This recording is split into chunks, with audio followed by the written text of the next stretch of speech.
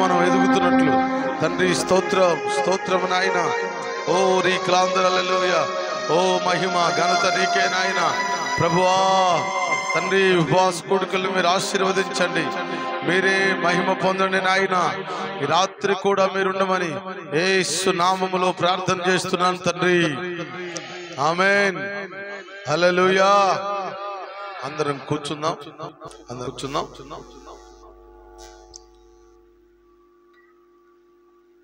దేవునికి ఒక్కసారి స్తోత్రం చెప్పండి.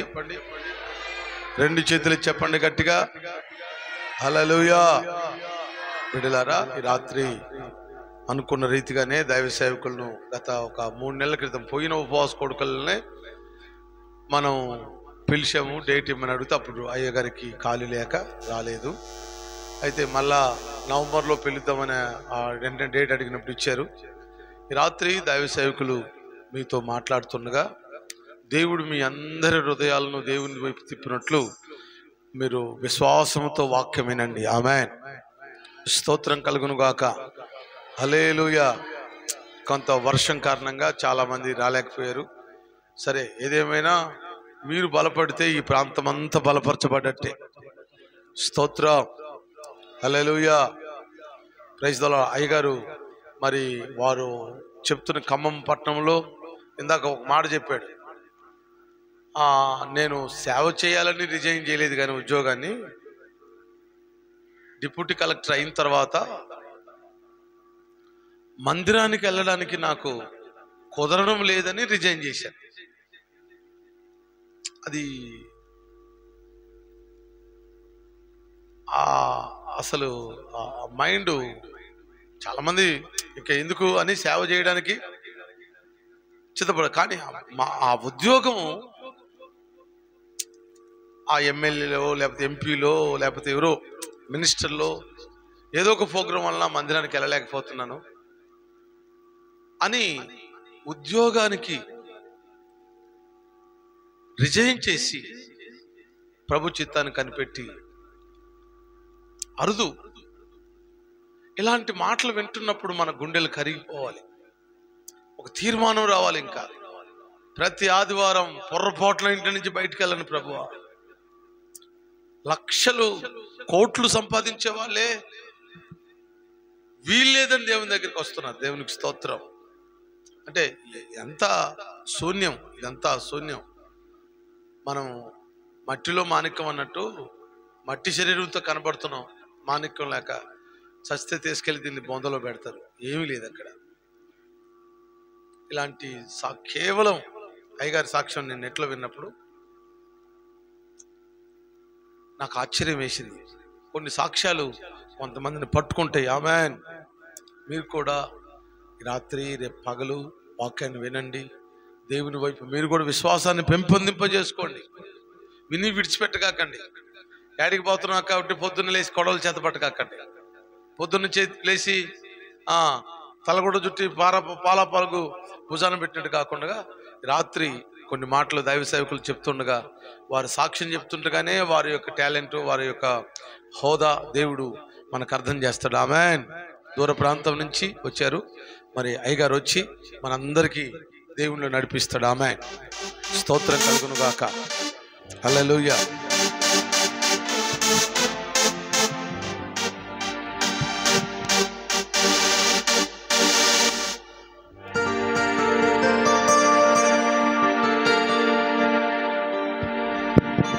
రాత్రి నాకు నిద్ర లేదు. నేను వెళ్ళి ఒక గంట పండుకుంటాను. పొద్దుగూకులు కూడా ఏం పండుకోలేదు నేను. స్తోత్రం.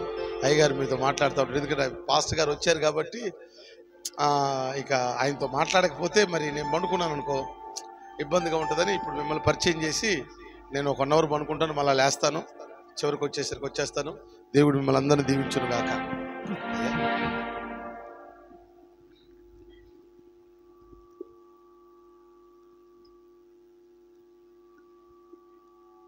మన ప్రభువును రక్షకుడైన యేసుక్రీస్తు నామాన్ని బట్టి దైవజనులకు దేవుని బిడ్డలందరికీ వందనాలు చెల్లిస్తున్నాను. హల్లెలూయా. తలలో వంచండి, చిన్న ప్రార్థన చేసుకుందాం. పరిశుద్ధుడా, ప్రేమ కలిగిన మా తండ్రి, మీ పరిశుద్ధ నామానికి వందనాలు చెల్లిస్తున్నాం ప్రభువా. ఇదిగో నీ దాసునైనట్టు నన్ను ఖమ్మం నుంచి నాయన ఇక్కడికి క్షేమకరంగా చేర్చేందుని బట్టి వందనాలు. ఇదిగో నాయన దైవజనులు ఈ ఉపవాస కూడికను ఏర్పాటు చేసి బిడ్డలందరూ విశ్వాసంలో మరింత ఎదగాలని తండ్రి ప్రయాసపడుతున్నారు. ఆ ప్రయాసం జ్ఞాపకం చేసుకోండి. ఈ సాయంకాల సమయంలో తండ్రి వర్షం కారణంగా అనేక మంది బిడ్డలు రాలేకపోయారు. అయినప్పటికీ ప్రభువా, ఎక్కడ ఇద్దరు లేక ముగ్గురు నీ నామాన్ని కూడి ఉంటారు అక్కడ ఉంటాను సెలవిచ్చినటువంటి మా తండ్రి, నిశ్చయంగా మీరు మా మధ్యలో ఉన్నారని నమ్ముతున్నాం. ఈ రాత్రికాల సమయంలో తండ్రి నీ ప్రియ బిడ్డలతో మాట్లాడుతూ ఉండగా నా నోటిని మీ బోరగా వాడుకోండి.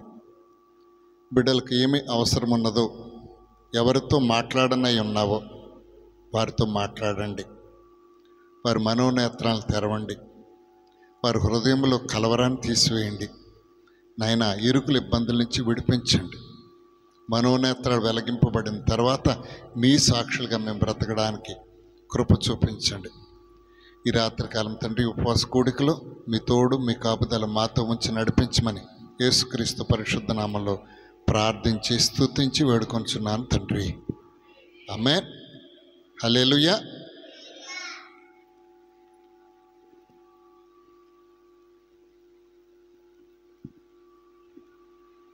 చాలా పలచగా ఉండడానికి గల కారణాలు ఏమిటి?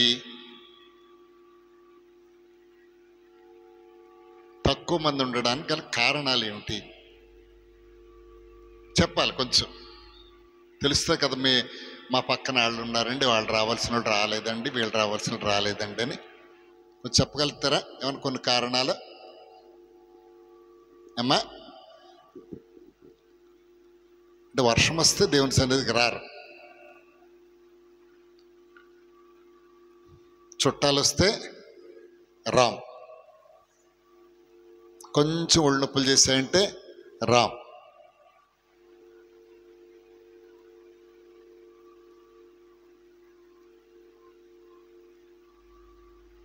ఎప్పుడు వస్తారట దేవుని సన్నిధికి?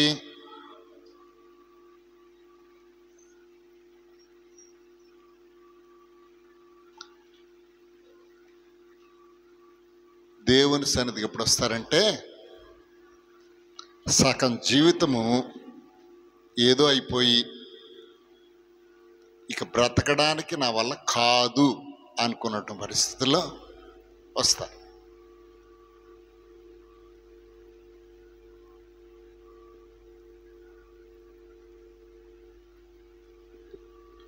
ఒకరోజు ప్రభు అయిన యేసుక్రీస్తు శిష్యులతో మాట్లాడుతూ ఉండగా ఒక కుర్రాడు వచ్చాడు. నిత్య జీవానికి వారసుడిని ఏమవ్వాలి? నిత్య జీవానికి వారసుడిని అవ్వాలంటే ఏం చెయ్యాలి? నా ఆజ్ఞలన్నింటినీ పాటించు. ఓ, నేను చిన్నప్పటి నుంచే చేస్తూ ఉన్నాను, ఇంకా నాకు కొదవేంటుంది?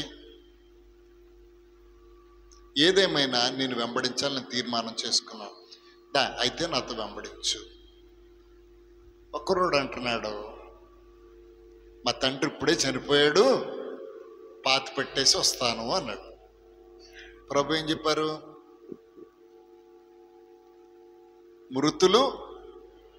మృతులను పాతి పెట్టుకుంటారు, నువ్వు వచ్చాయి. చనిపోయింది ఎవరు? చనిపోయింది? అతని తండ్రి. అంటే తండ్రిని పాతి పెట్టడానికి కూడా, తండ్రిని పాతి పెట్టడం ఇంపార్టెంటా, దేవుని వెంబడించడం ఇంపార్టెంటా? ఎవడో మన ఇంట్లో ఎవరైనా చచ్చిపోతే వస్తామా? మా ఆయనకి తలనొప్పి ఉందండి, రాలేదండి. మా పాపకు ఒంట్లో బాగాలేదు, రాలేదండి. తలనొప్పి ఉంటే తీసుకొచ్చి మందిరంలో కూర్చోబెట్టు, జ్వరం వస్తే తీసుకొచ్చి మందిరంలో కూర్చోబెట్టు.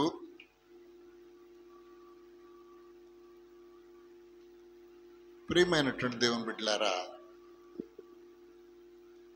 అత్యున్నత సింహాసనద ఆసీనుడైనటువంటి దేవుడు, కెరూబులు శరూబులతో ఆరాధించబడుతున్నటువంటి దేవుడు నీకోసం నా కోసం ఏం చేశాడట? ఈ లోకానికి దిగొచ్చేసాడు. తన్ను తాను తగ్గించుకున్నవాడు హెచ్చింపబడును. కానీ మన పరిస్థితులు ఎలా ఉన్నాయి?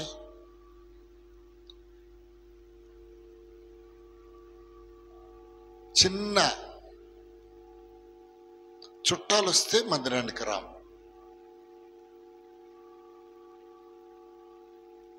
అంటే నాకు అనుమానము, మందిరం ఎగ్గొట్టడానికి ఏదైనా చిన్న సాకు కావాలా, లేకపోతే ఎలాంటి పరిస్థితుల్లోనైనా మందిరానికి వెళ్ళాలా?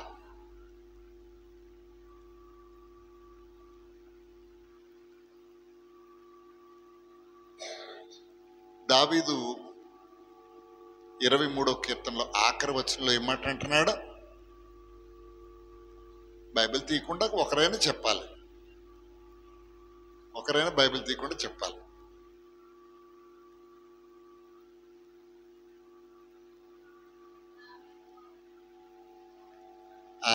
ఏంటది? చిరకాలము నేను యెహోవా మందిరంలో చేసేమొస్తుందట. ఏమంటున్నాడు? అదే వాక్యంలో ఏమంటున్నాడు? నా బ్రతుకు దినములన్నీ కృపాక్షేమాలే నా వెంట వచ్చును, యెహోవా మందిరంలో నేను చిరకాలము. దేవుని మందిరంలో నివాసం చేస్తే ఏమొస్తుందట? కృపాక్షేమాలు. మనం ఏమనుకుంటున్నాం? కృపాక్షేమాలు కావాలంటే బాగా కష్టపడాలి, బాగా డబ్బు రావాలి. ప్రభు అందుకుని మత్తయి సువార్తలో చెప్తున్నాడు. లూకా సువార్త 12వ అధ్యాయం 29వ వచనంలో చూడండి ఏం చెప్తున్నాడు? ఏమి తిందుమో ఏమి త్రాగుదుమో విచారించకుడి, అనుమానం కలిగి ఉండకుడి. ఈ లోకపు జనులు వీటన్నిటిని వెతుకుదురు, ఇవి మీకు కావలసినవని మీకు తండ్రి తెలియను. మీరైతే ఆయన రాజ్యమును వెతకండి, దానితో కూడా ఇవి మీకు అనుగ్రహింపబడును. దేవునికి స్తోత్రం. దేవుని రాజ్యాన్ని వెతికినట్లయితే మనకేం కావాలో దేవునికి తెలుసు. అస్తమాడు దేవుడు దేవుడు దేవుడు దేవుడు అని కూర్చుంటే దాని పైనుంచి ఆకాశం అనుకో రాలతాయా? నువ్వు దేవుని పని చేసి చూడు. అందుకే దేవుడు 7 రోజుల్ని విభాగించాడు. ఎలాగట? 6 దినాలు నువ్వు కష్టపడు, 7వ దినమున దేవుని సన్నిధిలో ఉండు. దినమునకు ఎన్ని మార్లు ప్రార్థన చేయాలి? ఎన్ని మార్లు ప్రార్థన చేయాలి? ఎన్ని మార్లు ప్రార్థన చేయాలి? ఉపాస కొడుకులు కదా అని అడుగుతున్నాను. చెప్పాలి, నాకు కొంచెం చెవుడు వచ్చిందమ్మ, కొంచెం గట్టి చెప్తే. ఎన్నిసార్లు చేయాలి? ఎవరికి నోరులు రావండి, మరేమో పెద్ద కంప్లైంట్లు. మా ఆవిడ ఇంటికాడండి పెద్ద పెద్ద గయ్యమని అరుస్తుందండి అంటారు వాళ్ళు. ఇక్కడికి వచ్చినప్పుడు నోరులేవు, పెగలవు. ఎన్నిసార్లు ప్రార్థన చేయాలి? పోనీ వేడితో చూపెట్టండి. 1, 2, 3, 4, 5. 3 సార్లు ప్రార్థన చేయాలి. ఓకే, చేస్తున్నారా? చేస్తున్నామన్నాడు చేతులు ఎత్తండి. చాలా చక్కగా చెప్తుంది ఆ చెల్లి. దేవుని ఎన్ని మార్లు స్తుతించాలి? ఏమండి? వినబట్టలేదు, కొంచెం వేడి పెట్టి చూపెట్టండి ఇలాగా. అమ్మా, డౌట్, చిన్న డౌట్తో చెప్తారు. డౌట్ కాదు, ఖచ్చితంగా చెప్పాలి. ఎన్నిసార్లు? నీ న్యాయ విధులను బట్టి దినమునకు 7 మార్లు నిన్ను స్తుతిస్తున్నాను. దేవుని స్తోత్రం. దేవునికి ఇష్టమైన దావీదుని ఏమని పిలుచుకున్నాడు దేవుడు? నా ఇష్టానుసారుడైన మనుష్యుడు, నా హృదయానుసారుడైనటువంటి మనుష్యుడు. ఏం దావీదు తప్పు చేయలేదా? చేశాడు కదా. అయినా కూడా దేవుడు ఇష్టపడ్డాడు కదా.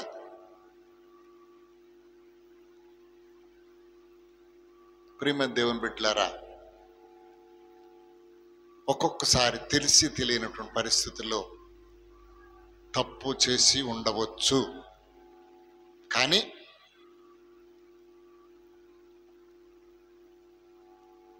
మొదటి యోహాను పత్రిక 1వ అధ్యాయం 9వ వచనం ఒకసారి చూడండి.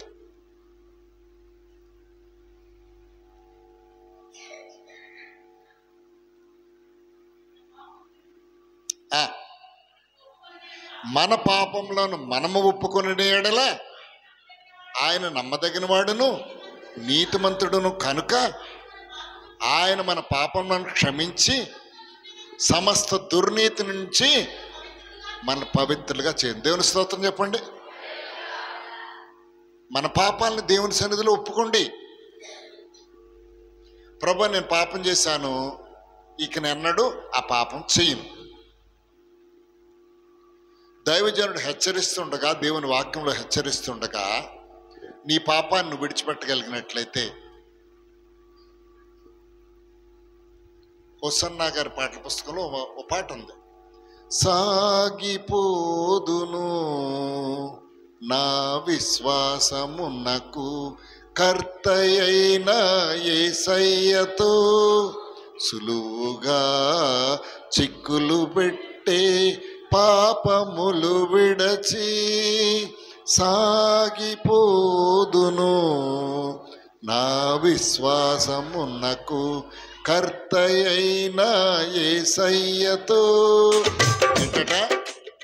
వద్దులేనా అన్న, ఒక కొంచెం మాటలు మాత్రం చెప్తాను. మనం సాగిపోవాలి, సులువుగా చిక్కులు పెట్టే పాపాన్ని విడిచిపెట్టి. ఇశ్రాయేలీయులు ఐగుప్తును విడిచి వచ్చారు. వెళ్ళిపోతుంటే ఎదురుగా ఏమొచ్చిందట? సముద్రం అడ్డొచ్చింది. వెనక నుంచి ఫరో తరుముతున్నాడు. వాళ్ళు చూసినటువంటి వారు ఏమంటున్నారు? వీళ్ళు, మోషే మమ్మల్ని ఐగుప్తులో నుంచి ఎందుకు తీసుకొని వచ్చావు? అక్కడ చచ్చిపోయిన బాగుంటుంది, ఇక్కడ చంపడానికి తీసుకొచ్చావా? దాన్ని ఏంటంటాము? చిక్కులు పెట్టే పాపము. పాపం అంటే ఏదో అదేనా పాపం? ఏనా దానికి ఒక పేరుందా పాపము? పాపం అంటే ఏంటట? ఏంటి పాపం అంటే? ఆజ్ఞ అతిక్రమమే పాపం. ఏదో పెద్ద డెఫినేషన్స్, ఇంత పెద్దది అది పాపము లేకపోతే ఇది పాపం అని కాదు. దేవుడు చెప్పిన ఏదైనా, వద్దు అన్నది ఏదైనా కూడా పాపమే. 10 కమాండ్మెంట్స్ 10 కాదు, 10 కాదు, చాలా ఉన్నాయి దీంట్లో. నిర్గమకాండలో, లేవి కాండంలో, ద్వితీయోపదేశ కాండంలోకి వెళ్తే దేవుని ఆజ్ఞలు చాలా ఉన్నాయి. సులువుగా చిక్కులు పెట్టే పాపము. ఒక్కొక్కసారి చిక్కు పెట్టేస్తుంది. సాతానుగాడు చేసే మొట్టమొదటి పని ఏంటంటే మనము మందిరానికి వెళ్లకుండా చేయడం మాత్రమే వాడి తాలూకా ఉద్దేశము. నేనంటాను అదే పెద్ద పాపం.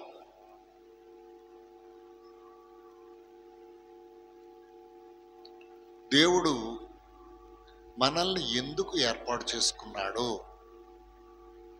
ఏర్పాటు వలన మనకు వచ్చేది ఏమిటి?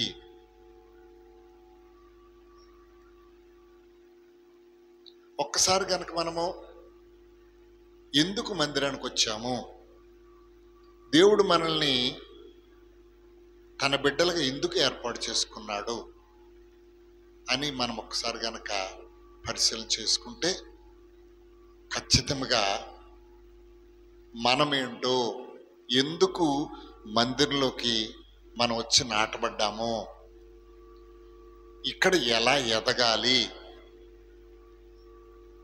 ఎలా నడుచుకోవాలి, ఎలా సాక్షిగా ఉండాలి అని మనం కనుక ఒక్కసారి పరిశీలన చేసుకున్నట్లయితే దేవునిని మనము విడిచిపెట్టలేము. దేవుని స్తోత్రం, హల్లెలూయా. ప్రియమైన దేవుని బిడ్డలారా,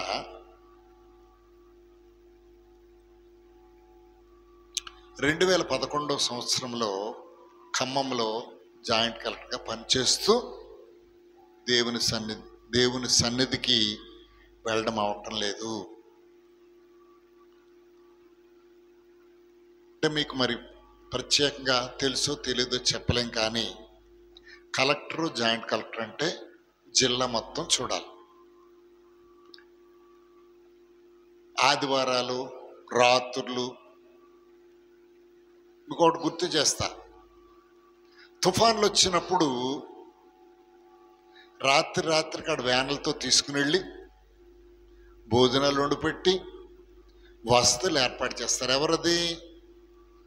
కలెక్టర్ గారి ఆధ్వర్యంలోనే జరుగుతుంది. ఎవరు గవర్నమెంట్ దగ్గర నుంచి ఆర్డర్ రావక్కర్లేదు.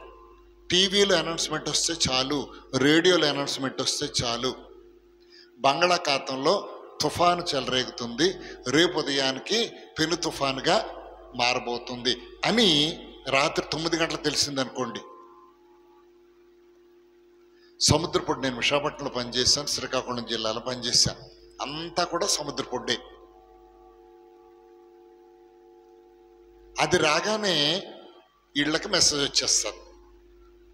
తహసీల్దార్లకి, ఆర్డీఓ, డిప్యూటీ కలెక్టర్లకి అందరికీ మెసేజ్లు వచ్చేస్తాయి.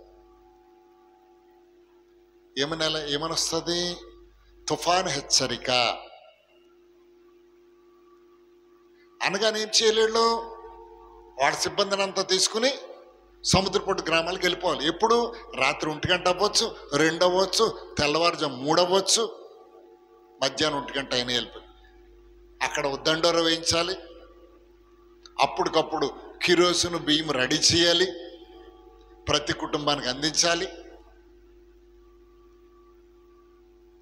తెల్లవారేటప్పటికి అక్కడ భోజనాలు సిద్ధపరచడానికి ఎక్కడ వండించాలి, ప్యాకెట్లు కట్టించాలి.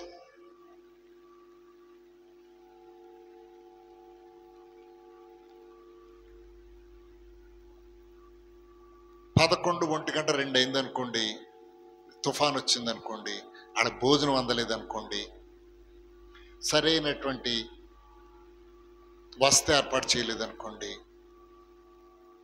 టీవీలో లైవ్లో వచ్చేసి ఇప్పుడు పెద్ద కేకలు. ఏమీ పట్టించుకోవట్లా.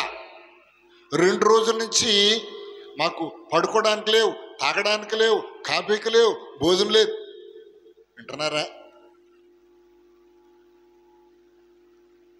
మరి వాళ్ళకు కూడా కుటుంబాలు ఉంటాయి, వాళ్ళకి పిల్లలు ఉంటారు, ఏర్పాటు చేసే వాళ్ళకి.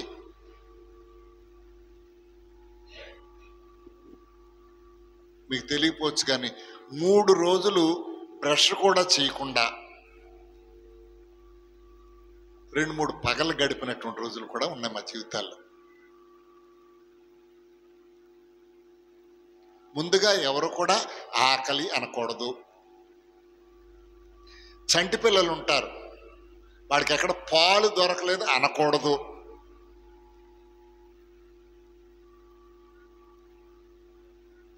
మంచినీళ్ళు దొరకలేదు అనకూడదు.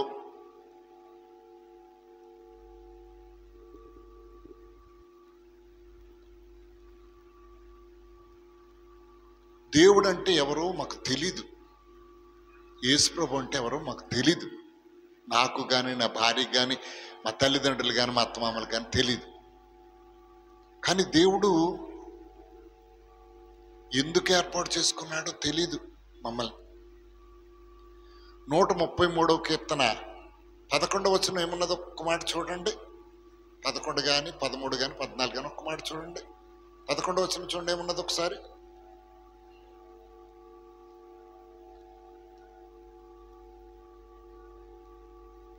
అమ్మా,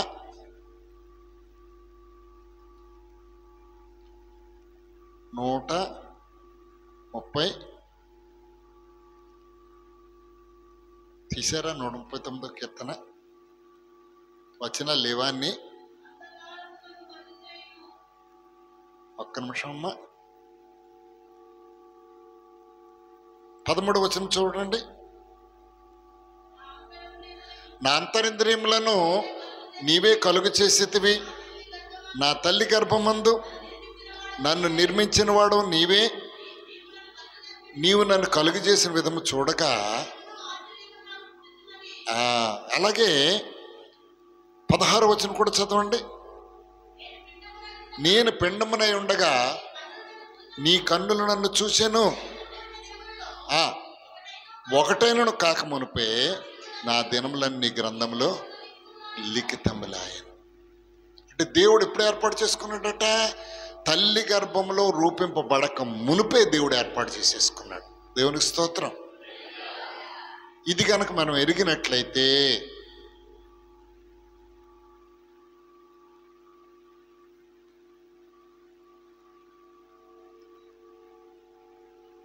ఇది నేను తెలుసుకునేటట్లుగా చేశాడు దేవుడు.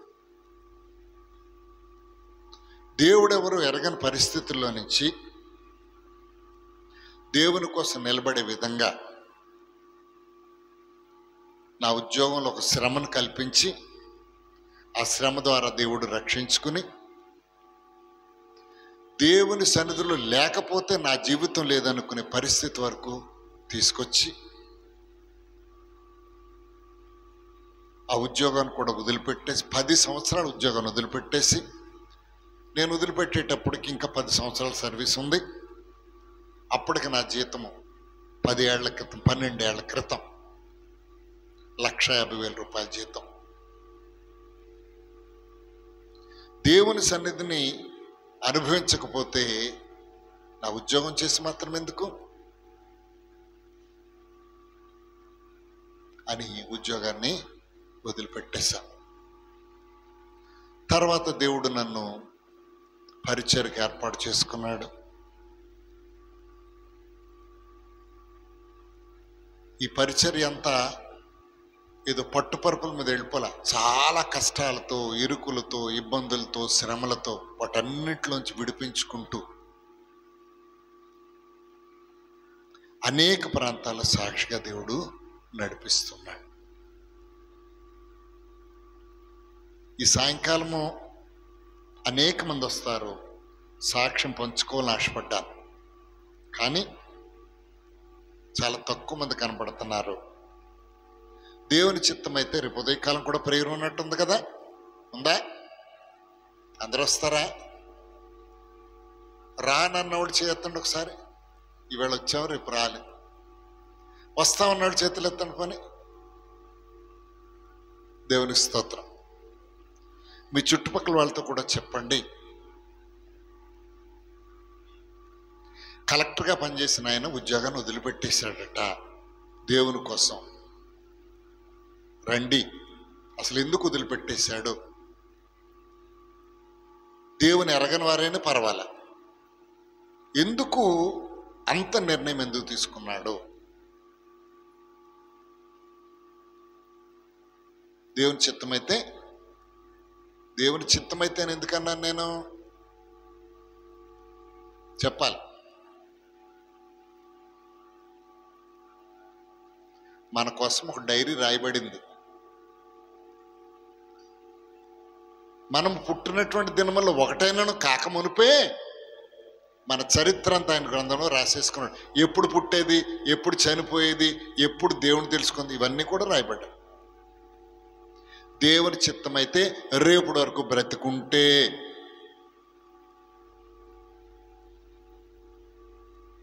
రేపు మీటింగ్ అని చెప్తున్నా, రేపు మీటింగ్ అని చెప్పకూడదు. దేవుని చిత్తమైతే రేపు మీటింగ్ జరుగుతుంది. హల్లెలూయా. ఎందుకంటే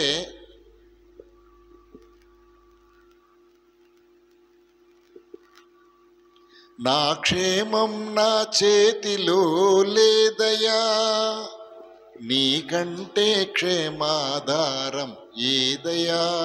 ఏమంటున్నాడు కీర్తనాకారుడు?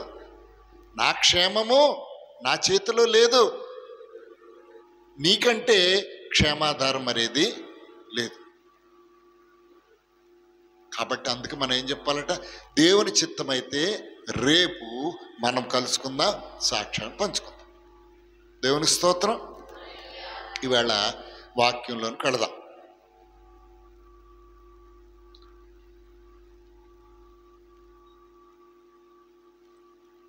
ఆదికాండము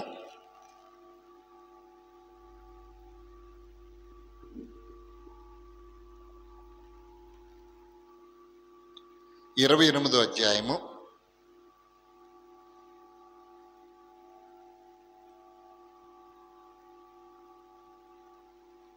12వ వచనం నుంచి కొన్ని మాటలు చదువుకుందాం. అప్పుడు అతడు ఒక కలగనెను, అందులో ఒక నిచ్చెన భూమి మీద నిలబడి ఉండెను, దాని కొన ఆకాశం నంటెను, దాని మీద దేవుని దూతలు ఎక్కుచు దిగుచు నుండిరి. మరియు యెహోవా దానికి పైగా నిలిచి, నేను నీ తండ్రి అయిన అబ్రహాము దేవుడను, ఇస్సాకు దేవుడను, యెహోవాను. నీ పండుకొని ఉన్న ఈ భూమిని నీకును నీ సంతానమునకు ఇచ్చేదను. నీ సంతానము భూమి మీద లెక్కకు ఇసుక రేణువుల వలె అగును. నీవు పడమటి తట్టును, తూర్పు తట్టును, ఉత్తరపు తట్టును, దక్షిణపు తట్టును వ్యాపించదవు. భూమి యొక్క వంశములన్నీ నీ మూలముగాను నీ సంతాన మూలముగాను ఆశీర్వదింపబడును. ఇదిగో, నేను నీకు తోడైయుండి నీ వెళ్ళు ప్రతి స్థలమందు నిన్ను కాపాడుచు ఈ దేశమునకు నిన్ను మరలా రప్పించెదను. నేను నీతో చెప్పినది నెరవేర్చే వరకు నేను నిన్ను విడువను. దేవునికి స్తోత్రం చెప్పండి ఒకసారి. ఎంత పెద్ద ఆశీర్వాదము!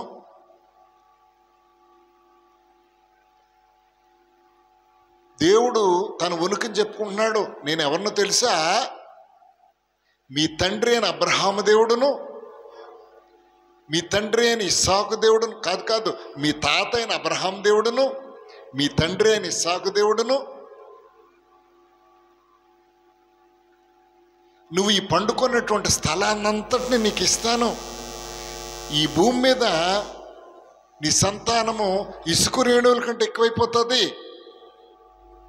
భూమి యొక్క వంశాలన్నీ కూడా నీ మూలంగా వస్తాయి. నువ్వు వెళ్ళి ప్రతి స్థలానికి నేను తోడుంటాను. మరలా ఈ దేశానికి నిన్ను రప్పించే వరకు నీకు తోడుంటాను, నిన్ను నేను విడువను. దేవుని స్తోత్రం.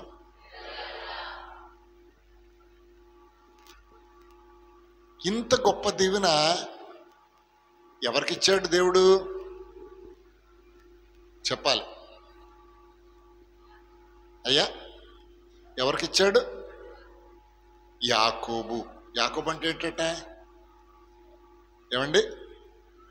ఒక మోసగాడికి దేవుడిచ్చినటువంటి ఆశీర్వాదం గుర్తుపెట్టుకోండి. అబ్రహాము దేవుడవు, ఇస్సాకు దేవుడవు, యాకోబు దేవుడవు, నాకు చాలిన దేవుడవు యేసయ్యా, నా యేసయ్యా, యేసయ్యా, నా యేసయ్యా. ఏంటట? అబ్రహాము దేవుడు, ఇస్సాకు దేవుడు, యాకోబు దేవుడు. ఇక్కడ ఆశీర్వాదం ఎవరికి ఇస్తున్నాడు? ఇంకో మాట చెప్పండి. ఏమండి? మోసగాడికి. యాకోబు అనగా మోసగాడేనా? అందరినీ అడుగుతున్నా, ఇక్కడున్న అందరినీ.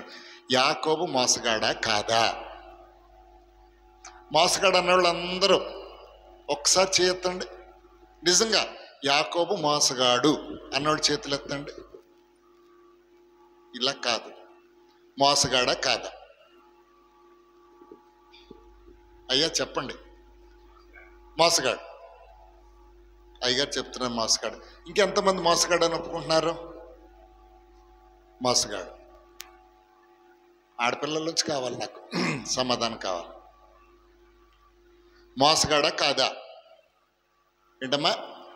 కాదా? ఖచ్చితంగా చెప్పాలి. మోసగాడా కాదా? మీరు చెప్పే సమాధానం బట్టి నేను మాట్లాడతాను. అసలు యాకోబు ఎవరో తెలుసా?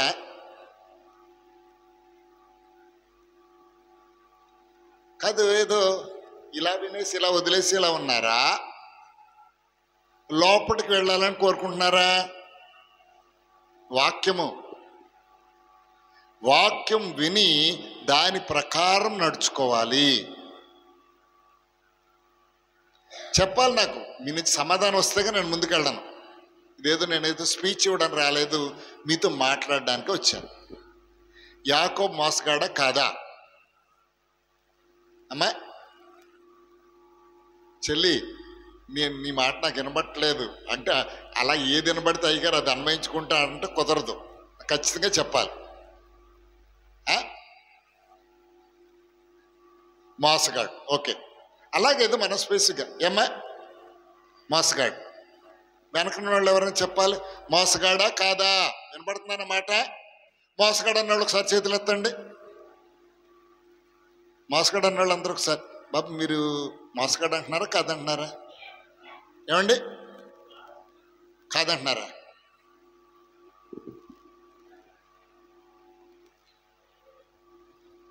పాట రాశారు అబ్రహాం. ఇది ఇక్కడ యాకోబు మోసగాడై తండ్రి ఇంటిని విడచెను అంటే మొదట మోసగాడని కదా అర్థం. ఏమండి బాబు మీ పేరు? మీరేం చేస్తారు? పరిచర్య చేస్తారు. మరి ఇంతకు చెప్పాలి నాకు, మోసగాడా కాదా చెప్పాలి. మీరు అలాగిలాగంటే కుదరదు, ఖచ్చితంగా ఒక మాట మీద చెప్పాలి. ఇప్పుడు కాదంటే వివరాలు అడుగుతా. మరి అది గుర్తుపెట్టుకోండి, కాదు అంటే వివరాలు అడుగుతా. మోసగాడా కాదా నాతో చెప్పాలి ఖచ్చితంగా. మోసగాడు ఏమండి? మోసగాడు. ఈయన మాట్లాడట్లేదు. పాస్టర్ అల్లుడైనా, పాస్టర్ అల్లుడైనా, లాబానికి అల్లుడు యాకోబు. అయ్యా చెప్పాలి మీరు, మోసగాడా కాదా? ఏదో ఒకటి చెప్పాలి, అదో ఇదో నాకు చెప్పాలి. లేకపోతే మిమ్మల్ని నిలబెట్టి ఎందుకు కాదో అడుగుతా.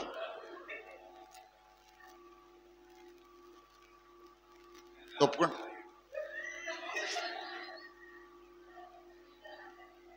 చెప్పాలి నాకు ఖచ్చితంగా. ఇద్దరు అల్లుళ్ళేనా?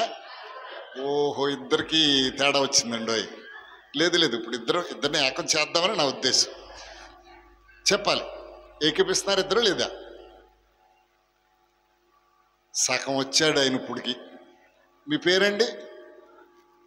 కరుణాకర్. ఆయన పేరు కిరణ్ గారు. కిరణ్ గారు కరుణాజీ. చెప్పాలి. ఇప్పుడు ఇద్దరు ఏకీపిస్తున్నారా లేదా? ఆయన లేదంటే నేను యాక్సెప్ట్ చేస్తాను. మోసగాడు అంటే నేను యాక్సెప్ట్ చేస్తాను. మోసగాడు కాదంటే మాత్రం ఇక్కడికి వచ్చి చెప్పాలి. మీ సంశయం తీర్చడానికే ఈ దినం మీ దగ్గర ఉన్నా. ఈవేళ చెప్పాలి. మరి మీ దగ్గర నుంచి ఏదో రావాలి. దీంట్లో మోసగాడ పాటలు మోసగాడని మనం పాడుకున్నాం. మోసగాడంటే అప్పుడు దాన్ని బట్టి లోపలికి వెళ్దాం. అసలు ఏంటి మోసగాడా, మోసగాడ కాదా, ఎలా మోసం చేశాడు ఏంటన్నది మనం మాట్లాడుకుందాం. ఎందుకంటే మోసగాడైనటువంటి యాకోబుని దేవుడు ఆశీర్వదించాడు. అబ్రహాము దేవుడు, అబ్రహాము తాలూకా దేవుడు అన్నాడు. అబ్రహాం దేవుడు అంటే విశ్వాసములకు తండ్రి, విశ్వాసం కలవాళ్ళకు దేవుడు. రెండవది ఇస్సాకు దేవుడు. మా నాన్న బలి ఇవ్వడానికి తీసుకెళ్ళిపోయినా సరే నేను వెనకడుగు వేయనటువంటి దృఢనిశ్చయం కలిగినటువంటి ఇస్సాకు.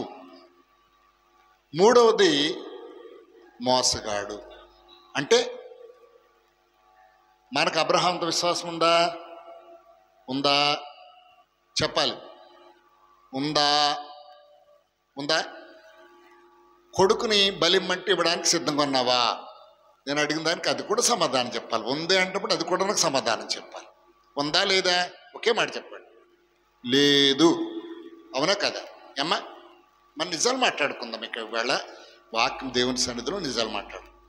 రెండవది, మీ నాన్న నిన్ను బలి ఇవ్వడానికి, దేవుడికి ఇవ్వడానికి తీసుకెళ్తున్నాను అంటే నువ్వు సిద్ధపడ్డావా?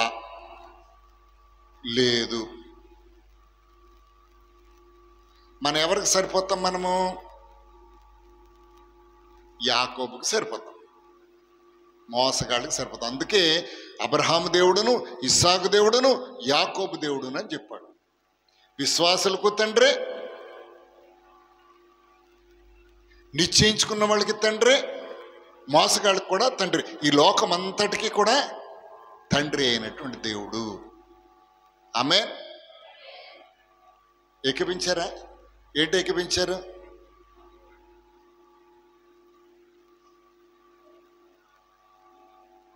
ఇందులో మీ వైఫ్ ఉన్నారా? ఈ అమ్మాయినా? అమ్మాయిని ఏకీపిస్తున్నాడా లేదా? ఏకీపిస్తే ఎలా ఉండాలంటే, ఏకీపిస్తున్నారా? ఏకీపిస్తే ఎలా ఉండాలి? అక్కుల ప్రిస్కిల్లా అలా ఉండాలి. లేకపోతే ఎలాగైనా ఇంకొకలాగైనా ఉండొచ్చు. ఎలాగ ఉండొచ్చు? కరుణాజీ గారు ఉంటే అక్కుల ప్రిస్కిల్లాగానే ఉండాలి. ఇంకొకళ్ళు కూడా ఇలాగ గట్టిగా ఏకీపించిన వాళ్ళు ఉన్నారు. ఇంకొకళ్ళు, వాళ్ళెవరు? అననీయ సప్పీరాలు. అబద్ధం ఆడడానికైనా సిద్ధంగా ఉండాలి, దేవుని కోసం పనిచేయడానికైనా సిద్ధంగా ఉండాలి. ఒప్పుకున్నారా? మోసగాడని అందరూ ఒప్పుకున్నారా? ఒప్పుకున్న వాళ్ళు అందరూ సార్ చేతులు ఎత్తండి. ఎత్తాలి. ఎత్తితేనప్పుడు నేను సమాధానం చెప్తా. ఓకే. యాకోబు మోసగాడు. మీ అందరితో ఆఖరిలో ఈ వాక్యమయ్యేలోపులో తప్పైపోయిందండి, యాకోబు మోసగాడు కాదండి అని మీతో అనిపిస్తా.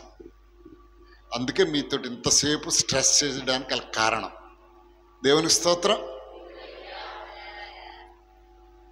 ఇప్పుడు చెప్పండి,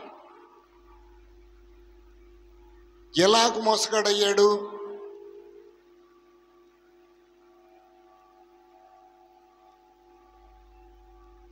చెప్పాలి. కొన్ని పాయింట్లు ఉన్నాయి కదా మనకు బైబిల్లో అక్కర్లేదు, కానీ మామూలుగా మాట్లాడుకుందాం. ఎలా మోసగాడయ్యాడు? మొట్టమొదటిగా అన్నను మోసం చేశాడు. మోసం చేశాడా? మోసం చేశాడా అమ్మా? చేశాడు కదా. జ్యేష్ఠత్వం తీసేసుకున్నాడు కాబట్టి మోసం చేశాడు. ఒక వాక్యంలోకి వెళదామా? అసలు ఏమిటి దీని సంగతి ఏంటి ఒకసారి చూద్దాము. ఒక్కొక్క మాట మీరే నాతో చెప్పండి.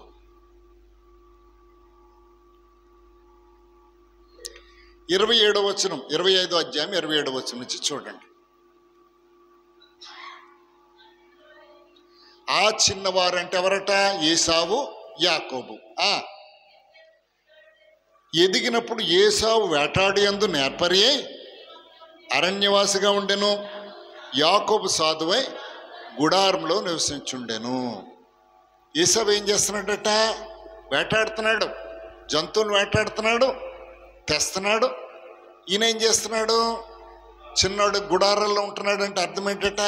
తల్లి చాటును ఉన్నాడు, తల్లికి సాయం చేసేవాడిగా ఉన్నాడు. ఏం చేస్తున్నాడట? 28వ వచనం చూడండి. ఇస్సాకు ఏసావు తెచ్చిన వేట మాంసము తినుచుండెను కనుక ప్రేమించెను. ఎవరు ప్రేమించారు ఏసావుని? తండ్రి ప్రేమించాడు. కారణం ఏంటట? మంచి ఫుడ్ తెచ్చి పెడుతున్నాడు కాబట్టి కొడుకు ప్రేమించాడు. రిబ్కా యాకోబును ప్రేమించెను. ఎందుకు ప్రేమించింది? ఆడేమో ఊరంతా తిరిగి వస్తాడాడు. యాకోబు ఏం చేస్తున్నాడట? ఇంట్లో ఉండి తల్లికి సాయం చేస్తున్నాడు. ఇంకేం చేస్తున్నాడట? అమ్మకి వంట చేయడంలో కూడా సాయం చేస్తున్నాడట. చదవమ్మా. ఇంకా ఒకనాడు యాకోబు కలగూర వంటకము వండుకొని చుండగా ఏసావు అలసినవాడే పొలములో నుండి వచ్చి, నేను అలసి ఉన్నాను, ఆ ఎర్ర ఎర్రగా ఉన్న దానిలో కొంచెం దయచేసి నాకు పెట్టమని అడిగాను. ఈయన ఏసావు అడవికి వెళ్ళాడు, వేటలేమి దొరకలేదు, అలసిపోయి ఇచ్చాడు. అప్పటికి ఏం చేస్తాడు? కలగూర వంట. ఏంటట? దొండకాయ, వంకాయ, బెండకాయ, బీరకాయ ఇవన్నీ కలిపి వండుతూ ఉన్నాడు. వండుతూ ఉన్నప్పుడు ఏసావు ఆకలితో వచ్చాడు. ఒరే, అదేదో ఎర్రగా వండుతున్నావు కదా, అది నాకు కొంచెం పెట్టు అన్నాడు. ఆ తర్వాత అందుకు యాకోబు ఏదోమని పేరు పెట్టబడింది. ఏదోమనగా ఎర్రగా ఉన్నదని అర్థం. నీ జ్యేష్ఠత్వం నాకు ఇమ్మని అడుగగా ఏసావు, నేను చావబోచున్నాను, నా ఈ జ్యేష్ఠత్వం నాకెందుకు, ప్రమాణం చేయమనెను. జ్యేష్ఠత్వం అమ్మివేయగా ఆహారమును చిక్కుడుకాయల వంటకమును ఏసావుకి ఇచ్చాను, అది తిని తాగి లేచిపోయాను. అట్లు ఏసావు తన జ్యేష్ఠత్వం తృణీకరించాను.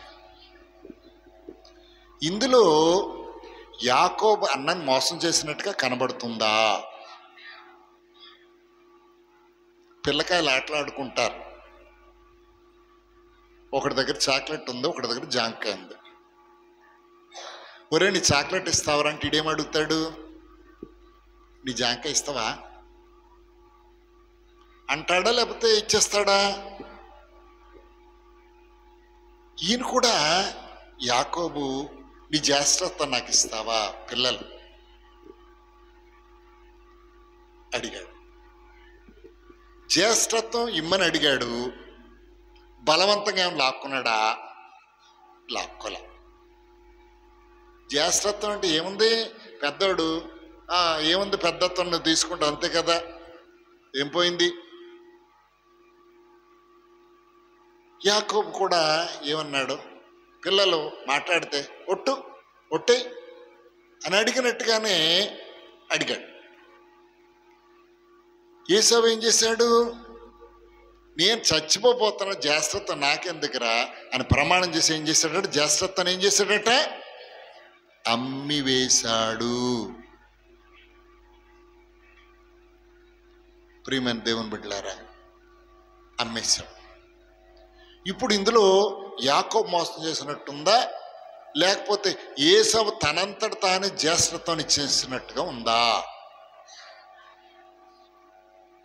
హెబ్రీ పత్రికలో ఏం రాశాడు దీని గురించి ఒకసారి చూడండి.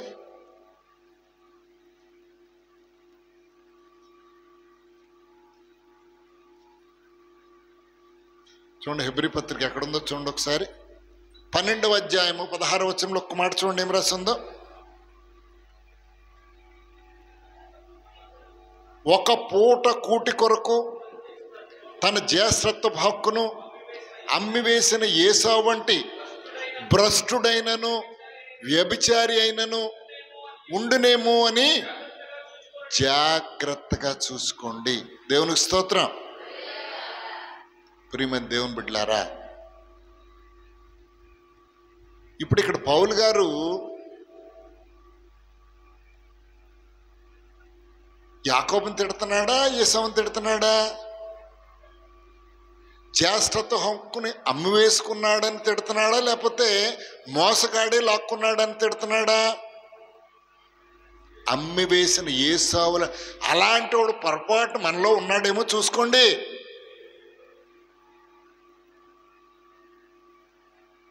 అంటే దీన్ని బట్టి తర్వాత మళ్ళా ఏసావు ఏడ్చాడట. ఏమని ఏడ్చాడు తర్వాత చదవండి, వాక్యం ఏముందో.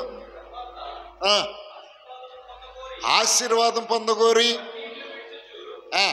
కన్నీళ్లు విడుచుచు దుఃఖించిన శ్రద్ధతో వెతికినను మారు మనసు పొందని అవకాశం లేకపోయేను. చదించబడ్డాడట. ప్రియమైనట్టు దేవుని బిడ్డలారా, యాకోబు అడుగుంటాడు నీ జ్యేష్ఠత్వాన్ని ఇస్తావా అంటే, వీడేమన్నా తిండైనా మానేసుకుంటాను కానీ నా జ్యేష్ఠత్వాన్ని ఇవ్వను అనడానికి అవకాశం ఉందా లేదా?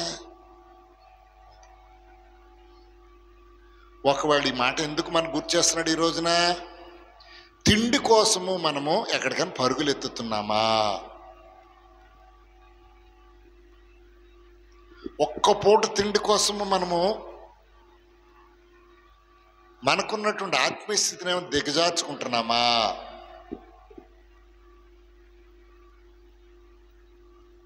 ఒకటోది. రెండవది ఇంకెక్కడ మోసం జరిగింది?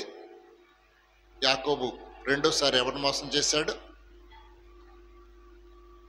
తండ్రిని మోసం చేశాడు. ఇంకా అన్నను కూడా మోసం చేశాడా? చూద్దాం. మోసం చేశాడా లేదా? ఇస్సాకుకి వృద్ధుడైపోయాడు, కళ్ళు కనబడ్డ మానేశాయి. ఇలాంటి పరిస్థితుల్లో ఏసావును పిలిచి, నాయనా నాకు మంచి మాంసం తెచ్చిపెట్టు, తినేసి నిన్ను దీవిస్తాను అన్నాడు. ఈ మాటలు ఎవరు విన్నారు? తల్లి అయిన రెబ్కా విన్నారు. రెబ్కా విని కొడుకుతో ఏం చెప్తుంది? ప్రేమించిన యాకోబుతో ఏం చెప్తుంది? మీ నాన్న ఇలా చెప్పడం విన్నాను, నేనేం చెప్తాను అది చెయ్యి.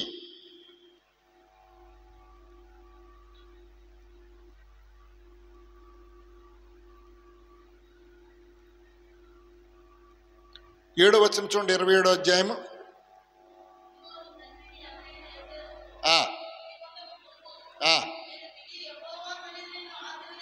ఆశీర్వదించినట్లు నా కొరకు మాంసం తెచ్చి నాకు రుచిగల భోజనం సిద్ధపరచమని చెప్పగా వింటిని.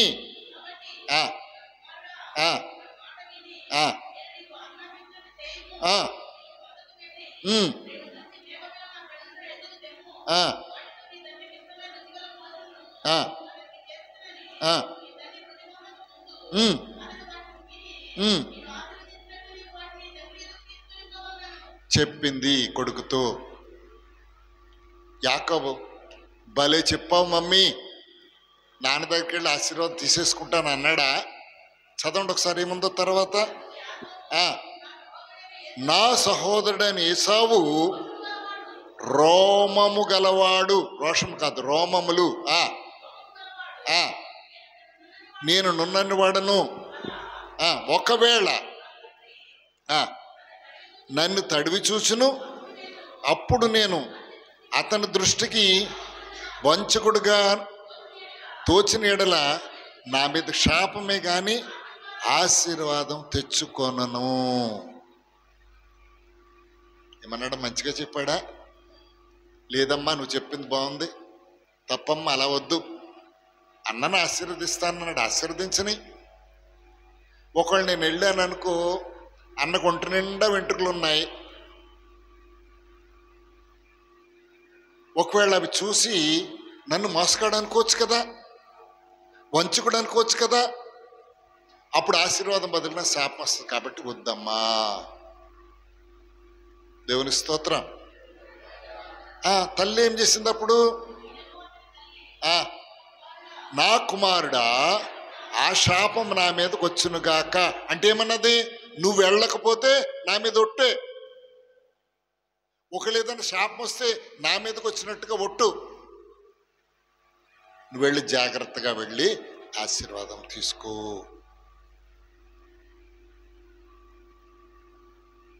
ఈ రెండో విషయంలో యాకోబు అన్నను కానీ తండ్రిని కానీ మోసం చేశాడా? లేదు. అందుకని మనం చదవబడినటువంటి హెబ్రీ పత్రికలు ఏమన్నదట? మొదట ఒకటి చెప్పాడు, రెండవది ఏమన్నది? మళ్ళీని ఆశీర్వాదము గురించి రాశాడు. చూడండి 12వ అధ్యాయం 16వ వచనంలో, ఏసావు ఆ తర్వాత ఆశీర్వాదము పొందగోరి కన్నీళ్లు విడుచుచు శ్రద్ధతో వెతికినను పొందని అవకాశం లేక విసర్జింపబడినని మీరు ఎరుగుదురు. ఈ రెండు విషయాల్లో కూడా యాకోబు అన్నను మోసం చేయలేదు. ఒకటి తన తిండి కోసము అమ్మేసుకున్నాడు, రెండవది తల్లి యాకోబుకు ఒట్టు పెట్టి ఆశీర్వాదం పొందగోరు చేశాడు. ఒక తల్లి ఇద్దరు కొడుకుల్లో ఎవడైనా ఒకడు ప్రేమించి ఒకడికి ఆశీర్వాదం రాకుండా చేయాలనుకుంటుందా? మీకు ఎంతమంది అమ్మ పిల్లలు? ఇద్దరు పిల్లలు, ఆడపిల్ల మగపిల్ల, ఇద్దరు ఆడపిల్లలు. మీ నాన్నగారికి 4 కూతుర్లా 3 కూతుర్లా? 4 కూతురు. మళ్ళీ నీకు కూతుర్లేనా? ఇప్పుడు ఇద్దరిలో మీ నాన్నగారు పిల్లల్ని పిలువు ఆశీర్వాదం ఇస్తానంటే, నాన్న ఈయనకు వద్దు కానీ ఈయనకు మాత్రం ఆశీర్వాదం ఇయ్యి, చెప్తావా? చెప్తావా? మీరు చెప్తారా? చెప్ప. మరి రిబ్కా ఎందుకు అలా చేసింది?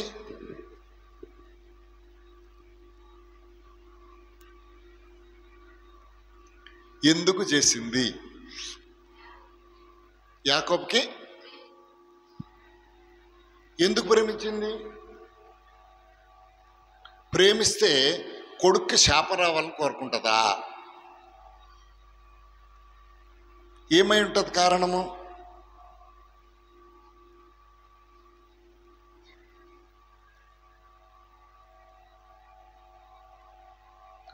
ఇరవై 27వ అధ్యాయం 46వ వచనం చూడండి.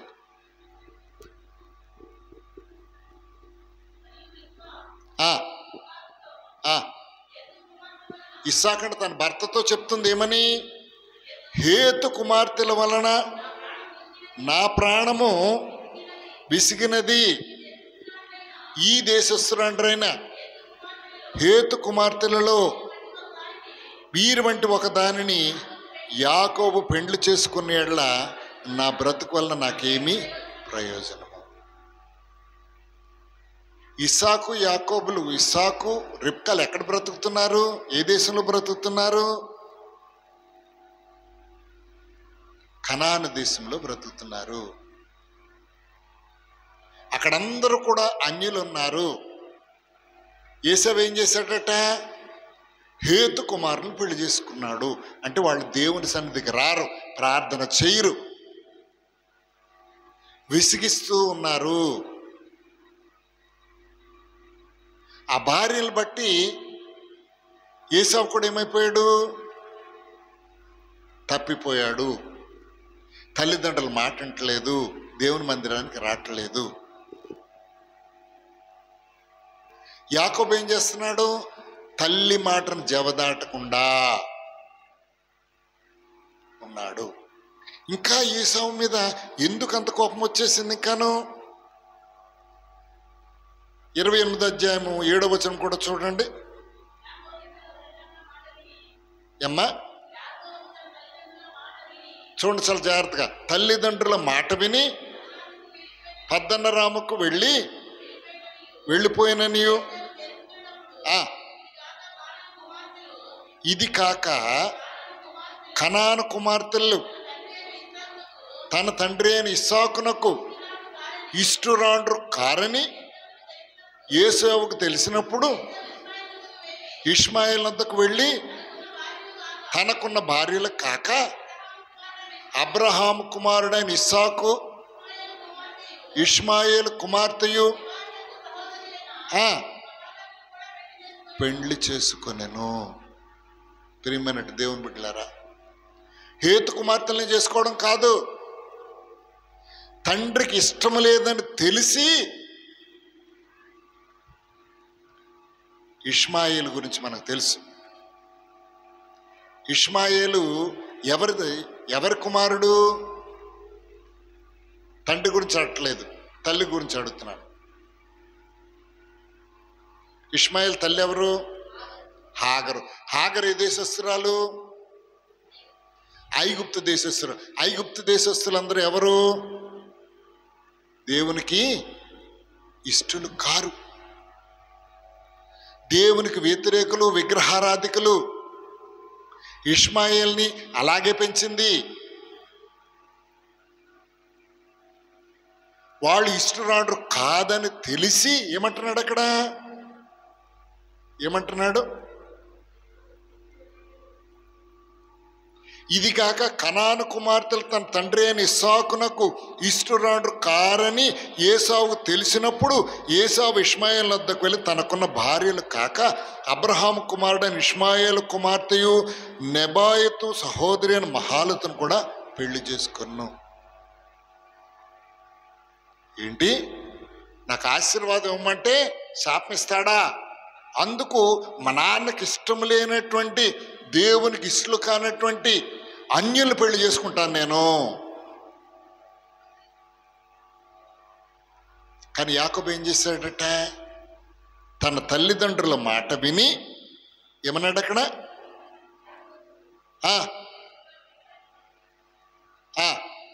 తల్లిదండ్రుల మాట విని అక్కడ ఏమన్నదట?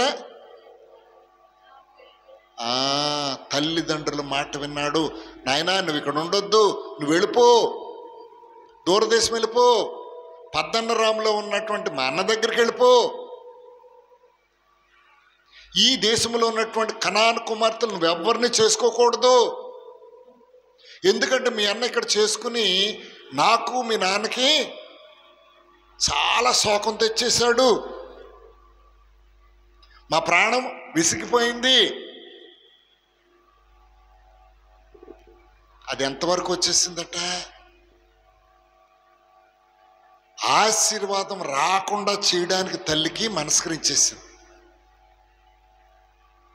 ఎందుకంటే దేవుడు లేవికాండంలో మనకు ఆజ్ఞిస్తున్నాడు. ఏంటట? అన్యులను మన పిల్లలను ఇవ్వకూడదు, నీ కుమారులు అన్యులకు ఇవ్వద్దు, నీ కుమార్తెలకు అన్యులకు ఇవ్వద్దు. వారు ఏం చేస్తారంటే వారి వైపు తిప్పేసుకుంటారు, దేవునికి దూరం అయిపోతారు.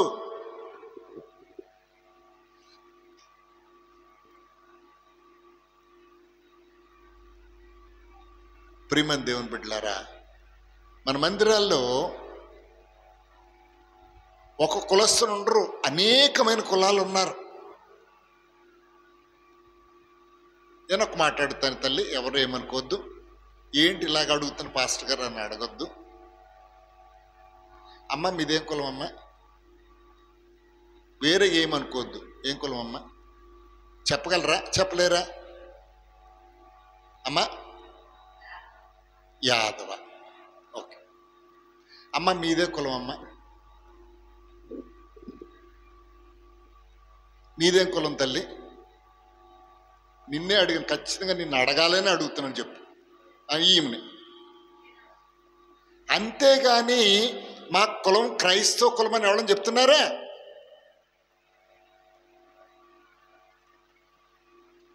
చెప్తున్నారా ఎవరైనా?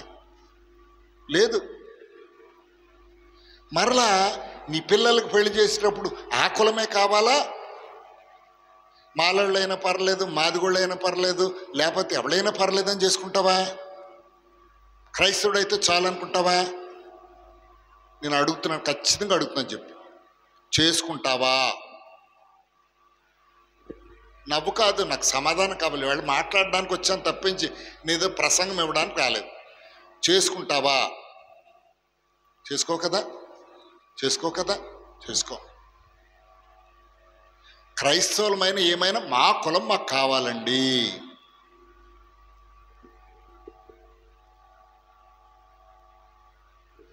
ప్రియమైనటువంటి దేవుని బిడ్డలారా, ఏది వదిలేస్తామేమో కానీ కులాన్ని మాత్రం మనము వదలలేము. ఇక్కడ రిబ్కా ఎందుకు అంత డెసిషన్ తీసేసుకుంది?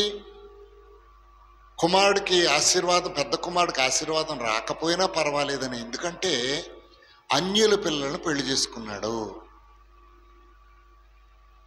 వారు ఏం చేస్తారట? వారి దేవతల వైపు తిప్పేస్తారు. తిప్పేసేమొస్తుంది? శాపం వచ్చేస్తుంది. ఆల్రెడీ శాపము వచ్చేసింది. సంఖ్యాకాండం 25 అధ్యాయము 1-2 వచనాలు చూడండి ఒకసారి. మన జీవితానికి కావలసినటువంటి కొన్ని ముఖ్యమైనటువంటి పాయింట్లు. ఇశ్రాయేలీయులు షిత్తీములో దిగి ఉండగా ప్రజలు మోయాబు రాండ్రతో వ్యభిచారం చేయసాగిరి. వారు తమ దేవతల బలులకు ప్రజలను పిలువగా వీరు భోజనం చేసి వారి దేవతలకు నమస్కరించిరి. అట్లు ఇశ్రాయేలీలు బయలుపేరుతో కలుసుకున్నందున వారి మీద యెహోవా కోపం రగులుకొనెను. ప్రియమైన దేవుని బిడ్డలారా, దేనికోసం వెళ్ళిపోయారట? ఇక్కడ వాళ్ళు పిలిచారట. దేనికి పిలిచారు? దేనికి వెళ్ళారు వీళ్ళు? దేని పిలిచారట?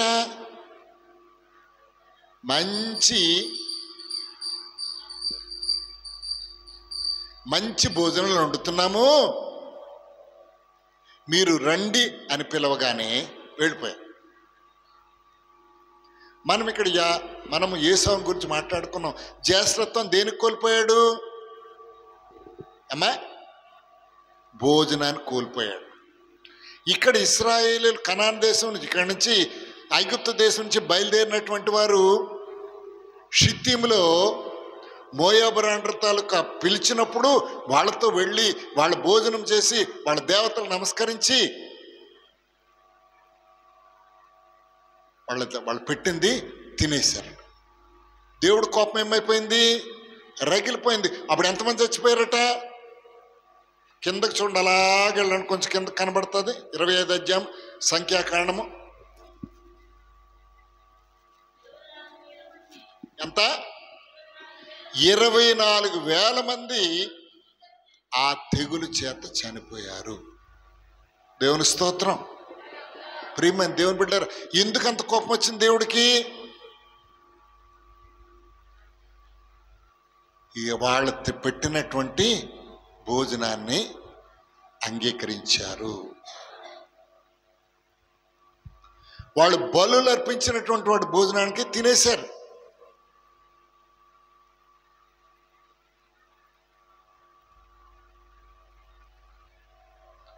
జ్యేష్ఠతో హక్కును అమ్ముకున్నటువంటి భ్రష్టుడైనను వ్యభిచారైనను ఒకవేళ మీలో ఉండునేమో. ఎందుకు అలాంటి భ్రష్టత్వం వచ్చేస్తుంది? నీ పిల్లలను అన్యులకు ఇవ్వకూడదు, అన్యుల పిల్లల్ని మీరు చేసుకోకూడదు. మరేం చేస్తారట? వాళ్ళు తిప్పేస్తారు. ఈ సమయంలో మీకు ఒక చిన్న ఎగ్జాంపుల్ చెప్తా. మా మందిరంలో ఓ దంపతులు ఉన్నారు. కోర్టులో పనిచేస్తాడు, బిళ్ళబంట్రుతిగా పనిచేస్తాడు. ఒకరోజున ఎవరో చెప్తే రాత్రి 11:30 గంటలకు సువార్తకి వెళ్ళాం. వెళ్ళినప్పుడు తన భార్య ఏడుస్తూ ఉంది. ఏమైందమ్మా? నా భర్త ఉద్యోగం చేస్తాడు కానీ తాగుబోతండి. వృత్తికి మేము బట్టలు పిడిచేవాళ్ళము, బట్టలు ఉతికేవాళ్ళము. జీతం తేడు, ఏదైనా చిన్న పెద్ద జీతం వస్తే తాగేసి ఎక్కడ పడిపోతే నేను వెతికి రిక్షా మీద ఆటో మీద తీసుకొస్తాను.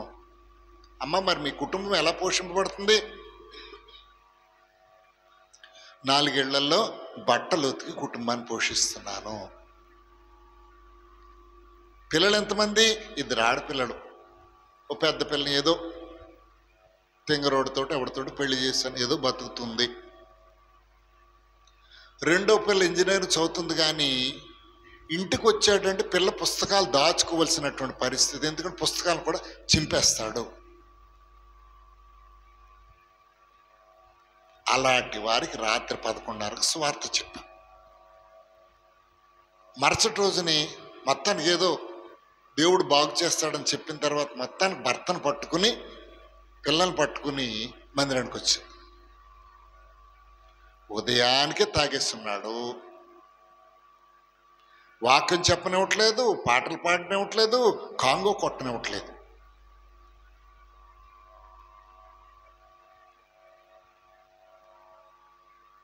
కానీ ఈ రోజున దేవుని కృపను బట్టి ఉద్యోగము తీసేయవలసినటువంటి ఉద్యోగాన్ని దేవుడు స్థిరపరిచాడు. 80,000 రూపాయల జీతం వస్తుంది. పిల్లల్ని ఇంజనీరింగ్ చదివించాడు. మందిరములో ఒక మంచి పర్ఫెక్ట్ జెంటిల్మ్యాన్ ఎవరంటే ఆయన ఒక్కడే. దేవునికి స్తోత్రం. అందరూ కూర్చుంటారు, కానీ నేను ఉదయం ఇంకొక మందిరం చూసి 2వ మందిరికి వచ్చినప్పుడు ఎవరు లేచి నిలబడి అయ్యగారు వందనాలు అని చెప్పిన తర్వాత మాత్రమే కూర్చుంటాడు. దేవుని స్తోత్రం. ఇంత గొప్ప మాటలు ఎందుకు చెప్తున్నాను, ఇంకా కంటిన్యూ చేస్తా. ఓ 20 లక్షలు పెట్టి ఇల్లు కట్టుకున్నారు. ఖచ్చితంగా దశంభాగాన్ని తీస్తాడు.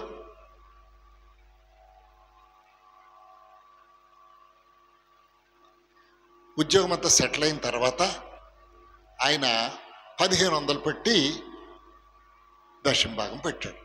మాటలు చెప్తున్నాను, జాగ్రత్తగా వినండి. ఏం బాబు నీ జీతం 15,000 అని అడిగా. కాదయ్య గారు, ఎంత జీతము? 65,000 అండి. మరి 1,500 పెట్టాం అంటే ఇల్లు కట్టుకున్నాను కదా అయ్య గారు, 25,000 లోనుకు పోతుందండి, ఇంకొక 5,000 డోక్రాకు పోతుందండి, ఇంకొక 5,000 ఇంటి అద్దెకు పోతుందండి, ఆఖరకు 15,000 మిగిలిందండి. 15,000 మిగిలింది కాబట్టి మీకు 1,500 ఇస్తున్నానండి. ఓహో, డోక్రా లేకుండా చేస్తే బాగుండేది, ఇల్లుకి కట్టుకోకుండా ఉంటే బాగుండేది, ఇవన్నీ ఇవ్వకుండా ఉంటే నువ్వు ఎంత ఇచ్చి ఉండేవాడు దశంభాగము? 6,500 ఇవ్వాలి అయ్యారు. మరి ఇదేంటిది ఇలా అంటే, అయ్యగారు నాకు నిజంగా తెలియదు, ఇవన్నీ లెక్క వేసిన తర్వాత 15,000 మిగిలింది, దాంట్లో అనుకున్నాను, నాకు తెలియక అడుగుతున్నాను, ఎలా చేయాలో చెప్పండి అయ్యగారు. చాలా ఇన్నోసెంట్గా అడిగాడు. నీకు వచ్చిన దాంట్లో దశంభాగం అన్నాడు, కానీ మిగిలిన దాంట్లో దశంభాగం అనలేదయ్యా అంటే, అయితే నాది పొరపాటు అయ్యగారు, 5 నెలలకి ఇవ్వలేదు, వచ్చే నెల నా జీతం పోయినా పర్వాలేదు, కానీ 5 నెలలది ఈ నెలది పట్టుకొచ్చి పెడతా. దేవుని స్తోత్రం. ప్రియమైన దేవుని బిడ్డలారా, ఒక 2 దంపతులట,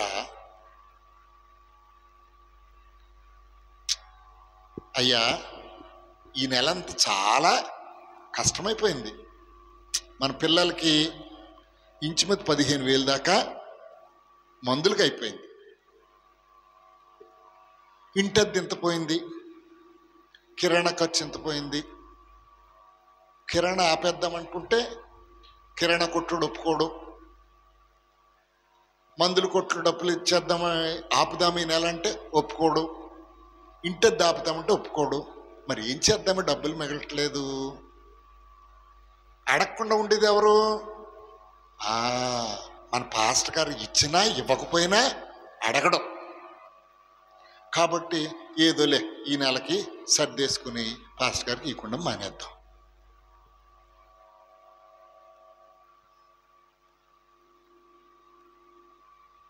మలాకీ గ్రంథంలో ఒక మాట ఉన్నది, ఒకసారి చూడండి ఏమున్నదో. మలాకీ గ్రంథంలో 3వ అధ్యాయంలో ఒకసారి చూడండి.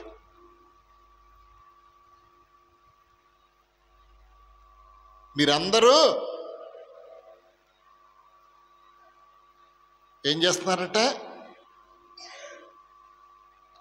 దొంగిలిస్తూనే ఉన్నారు. చదవండి మాట ఒకసారి చదవండమ్మా. మానవుడు దేవుని యొద్ద దొంగిలిన, దేవుడి దగ్గర దొంగతనం చేస్తామండి మనం. ఓయమ్మా నా మాట, దేవుని దగ్గర దొంగతనం చేస్తామా?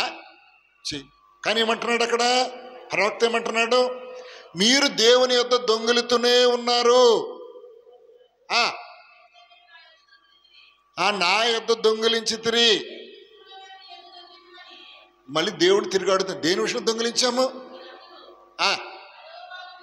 10వ భాగమును ప్రతిష్టార్పణను ఇయ్యక దొంగిలించుచున్నారు. ఈ జనులందరూ నా ఎదురు దొంగిలించునే ఉన్నారు. మీరు శాపం కూడా వచ్చేస్తుందట. నా మందిరంలో ఆహారం ఉండినట్లు 10వ భాగం అంతయు మీరు నా మందిరం నిధుల్లోనికి తీసుకొని రండి. దీన్ని చేసి మీరు నన్ను శోధించిన ఎడల ఆకాశ వాకిళ్ళు విప్పి పట్టజాలనంతటి విస్తారమైన దేవుని కుమ్మరించదనని సైన్యములకు అధిపతి యెహోవా సెలవిచ్చుచున్నాడు. ఈ సీక్రెట్ మనకు తెలీదు. ఎంతసేపు మన దాంట్లో దశంభాగాలు ఏది మిగిల్చుకుందామని చూస్తామే తప్పి ఇస్తే దేవుడు దీవిస్తాడన్న సంగతి మనకు అర్థం కాదు. ఏమొస్తుందమ్మా మందిరానికి వస్తే? ఆదివారం మందిరానికి వస్తే ఏమొస్తుంది చెప్పండి ఒకసారి. ఏమొస్తుంది? ఆ రోజు కూలికెళ్ళి 300 రూపాయలు కట్టం రావు కదా. 300 రూపాయలు కూలికెళ్తే 300 వస్తాయి. అవి రావు కదా, వస్తాయా? ఇంకోటి ఏంటి, ఆటోకు రావాలి, ఆ 30 రూపాయలు కట్టం. దేవుని కానుకేయాలి కదా. కానుక దశంభాగం అంటే ఎంత తెలుసా? 10 రూపాయలు. దశంభాగం అంటే 10 రూపాయలు అంతేనా? కానుకేసి ఇంకేమైనా ఎక్కువేస్తావా? ఎంత నష్టం ఉంది ఆదివారం దేవుని సన్నిధికి వస్తే? 340 రూపాయలు నష్టం. అదే పనికెళ్తే 300 రూపాయలు లాభం. కానీ ఇక్కడ ప్రభు ఏమన్నాడు? ఇచ్చి శోధించిన ఎడల ఆకాశవాకలు విప్పి పట్టజాలనంతటి విస్తారమైన దేవుని కుమ్మరించదను. దేవుని స్తోత్రం. ఇచ్చి చూడండి. దేవునికి ఇస్తే నాకేమొస్తుంది అనుకోవద్దు. మీరు సమ్మతించి ఒక మాట చూడండి, యెషయా గ్రంథం 1వ అధ్యాయం 19వ వచనం.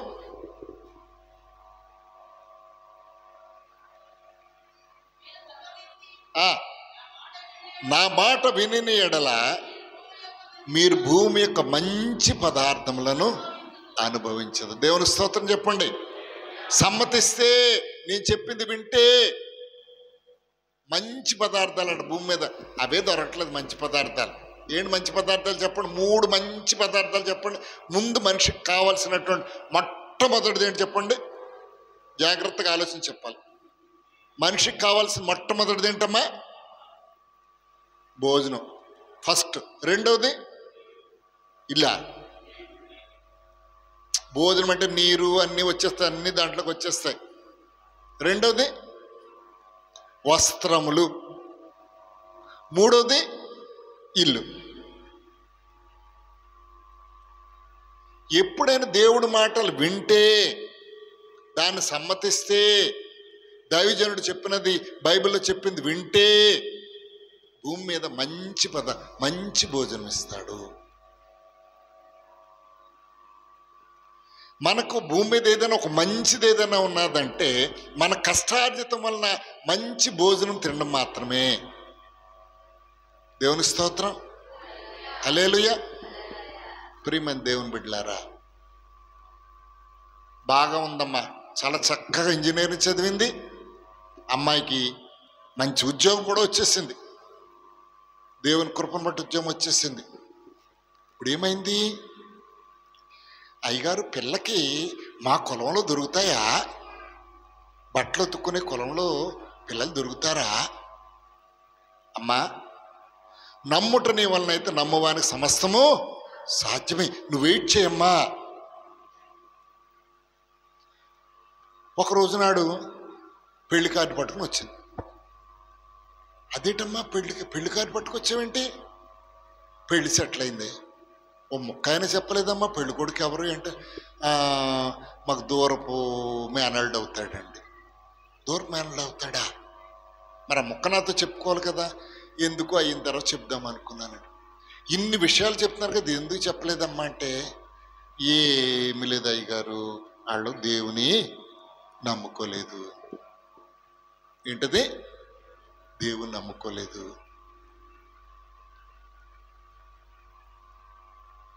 అమ్మా, నీకేం చెప్పాను? వాళ్ళు వద్దని చెప్పాను కదా. లేదయ్య గారు, కుర్రోడు మీ దగ్గర తీసుకొస్తాను, ఒకసారి మీరు మాట్లాడండి. నా దగ్గర తీసుకురా. వాళ్ళమ్మళ్ళు ఏం చేస్తారు? విగ్రహారాధన. ఈ కుర్రోడు ఏం చేస్తాడు? విగ్రహారాధన. లేదయ్య గారు, ఈ కుర్రోడు మారిపోతాడు, మీరు పిలిచి చూడండి. మరుసటి వారిని తీసుకొచ్చారు. చెప్పు అయ్యగారితో ఏం చెప్పు?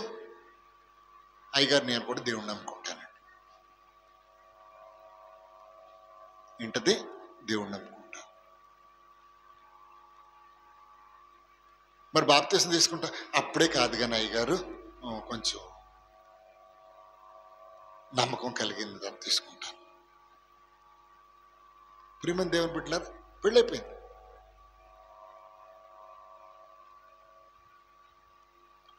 ఆరు నెలలు మందిరానికి వచ్చాడు. అయ్యగారు పేపర్ మీద నేను రాసి బైబిల్లో పెట్టి మరుసటి రోజుకి ఇలా ఇలా ఇలా అయిపోతున్నాయండి కార్యాలు అన్నాడు.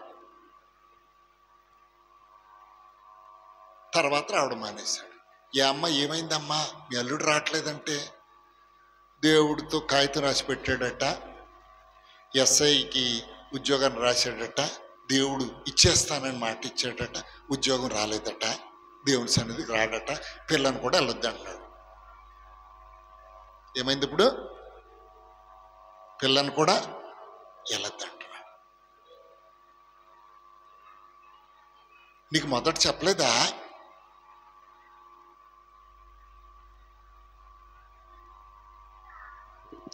పిల్లోడు కూడా పుట్టేశాడు. 3 సంవత్సరాలు అయిపోయింది. అప్పుడప్పుడు వస్తుంది, ఎప్పుడు బల్లారాధనప్పుడు వస్తుంది. పిల్లోడిని చూసి, అమ్మ పిల్లోడు 3 సంవత్సరాలు వచ్చింది, మాట్లాడుతున్నట్లేదు. అవును అయ్యగారు మాట్లాడట్లేదు అయ్యగారు. పిల్లోడిని తీసుకుని పరీక్షించాను నేను. మాటలు రాకపోవడం కాదమ్మా, ఈ పిల్లవాడికి చెవులు వినబడడం లేదు. ఏంటది? చెవులు వినబడటం లేదు. మీరు అర్జెంటుగా హాస్పిటల్ తీసుకెళ్ళండి. హాస్పిటల్ తీసుకెళ్తే 2 చెవులు కూడా వినబట్టలేదు. ఒక చెవి కొద్దిగా వినబడుతుంది. గట్టిగా చెవి దగ్గరికి వెళ్తే కేకలేసి వినబడుతుంది. నేను ఒకటే అన్నా, మీ మీదకి శాపం వచ్చేసింది. తల్లిదండ్రుల శాపం పిల్లల మీద. అయ్యగారు మీరు అలాగనొద్దు అయ్యగారు, అలాగనొద్దు. నేను అనడం కాదమ్మా, బైబిల్ అలాగే రాస్తుంది. ప్రార్థన చేయండి అయ్యగారు. నిశ్చయముగా నువ్వు మారు మనసు కలిగి దేవుని సన్నిధిలో రండి, మొగుడు పిల్లలిద్దరు రండి, కూతురు నెలని కూర్చోబెట్టండి, ఖచ్చితంగా దేవుడు రాడట అయ్యగారు. చుట్టుపక్కల వాళ్ళందరూ సరిపోయిందా, మందిరికి వెళ్ళావు, మనవాడికి చెవుడు వచ్చేసింది చూసావా?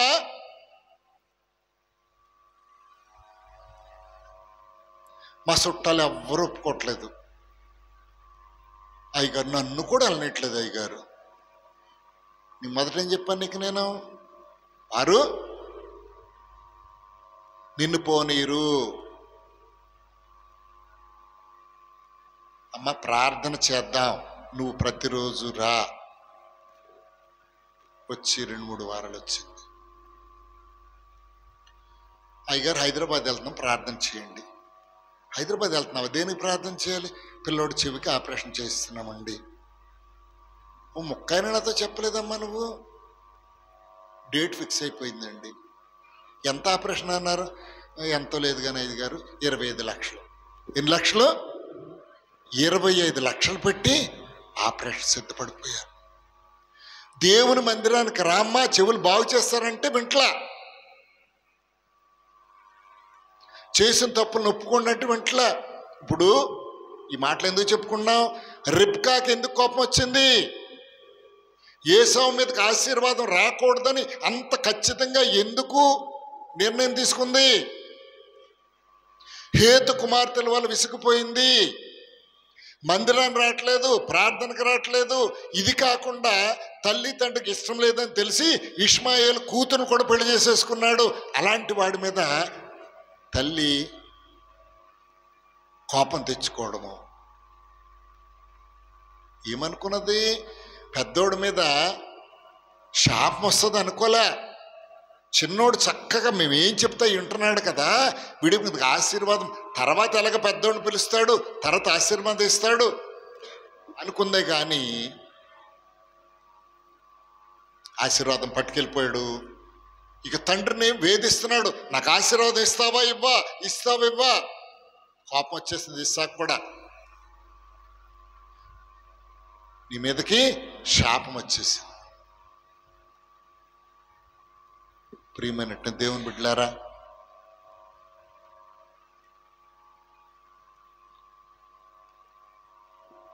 మనం మోసగాడు అనుకున్నటువంటి యాకోబు మీదకి ఏమొచ్చేసింది? ఇప్పుడు ఆశీర్వాదం వచ్చేసింది. దేవునికి స్తోత్రం. దేవుడు దర్శనం ఇచ్చాడు కదా అక్కడ నిచ్చెనెక్కుతున్నప్పుడు, నీకు తోడై ఉంటానన్నప్పుడు దేవుడు అన్నాడు, నోరు మూసి కూర్చోవాలా? దేవుడు ఆశీర్వదించడం నోరు మూసి కూర్చోవాలా? నోరు మూసి కూర్చోకుండా పెక్కు మాటలు మాట్లాడడం వల్ల ఏమొస్తుందట? దోషాలు వచ్చేసి ఏమని అన్నాడు చూడండి. 20వ వచనము, 28వ అధ్యాయం 20వ వచనం చూడండి. 20వ వచనం నుంచి చూడండి ఏమంటున్నాడు. అప్పుడు యాకోబు, నేను తిరిగి నా తండ్రి ఇంటికి క్షేమంగా వచ్చినట్లు దేవుడు నాకు తోడై ఉండి నేను వెళ్ళుచున్న ఈ మార్గములో నన్ను కాపాడి తినుటకు ఆహారము, ధరించుకుంటే వస్త్రములు నాకు దయచేసిన ఎడల యెహోవా నాకు దేవుడై ఉండును. స్తంభంగా నిలిపిన ఈ రాయి దేవుని మందిరమగును. నీవు నాకు ఇచ్చి యావత్తులో 10వ వంతు నిత్యముగా మొక్కుకోమన్నాడు. అమ్మ దేవుడు, నువ్వు వెళ్ళి స్థలంలో దీవిస్తాను, నిన్ను ఆశీర్వదిస్తాను, ఈ భూమి అంతా ఇస్తానని చెప్పాడు. మంచిదే. యాకోబు అన్నాడు, నువ్వు నన్ను దీవిస్తే నేను 10వ వంతు ఇస్తాను. 30వ అధ్యాయం 43వ వచనం చూడండి.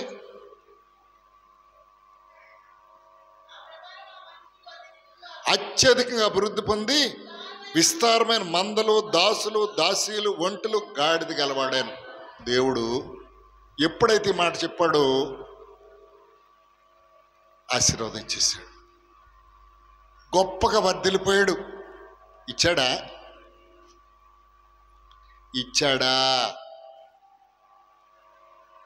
తిరిగి వచ్చేస్తున్నాడు.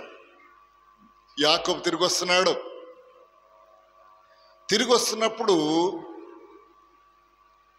ఎక్కడికి వస్తున్నాడు? మళ్ళీని కనాను దేశం తిరిగి వస్తున్నాడు. కనాను దేశంలో ఎవరున్నారు? ఏసావు ఉన్నాడు.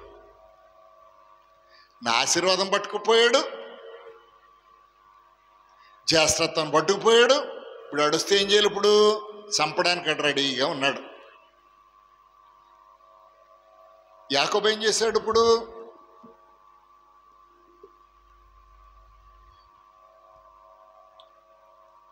13వ వచనం చదవండి. 32వ అధ్యాయము.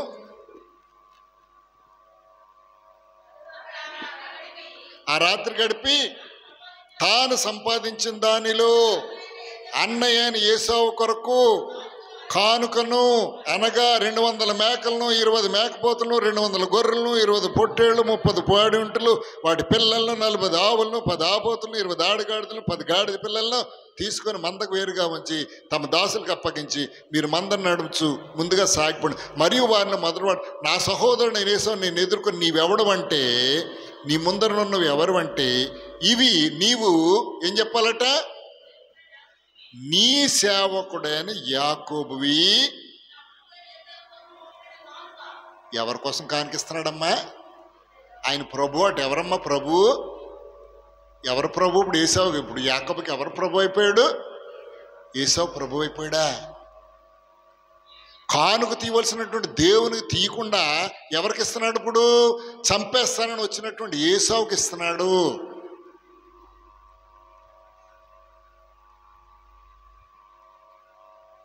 ఇంకా ఏం చేశాడట? మందను 2గా చేసేసాడు. ఒకటేమో ఏసావుకి ఇచ్చేసాడు, ఏసావు పంపించాడు. రెండోది పెళ్ళం పిల్లలందరికి ఇచ్చేసాడు. ఏమైపోయాడు? ఎబ్బోకు రేవు దగ్గర ఏమైపోయాడట? ఒంటరిగా మిగిలిపోయాడు.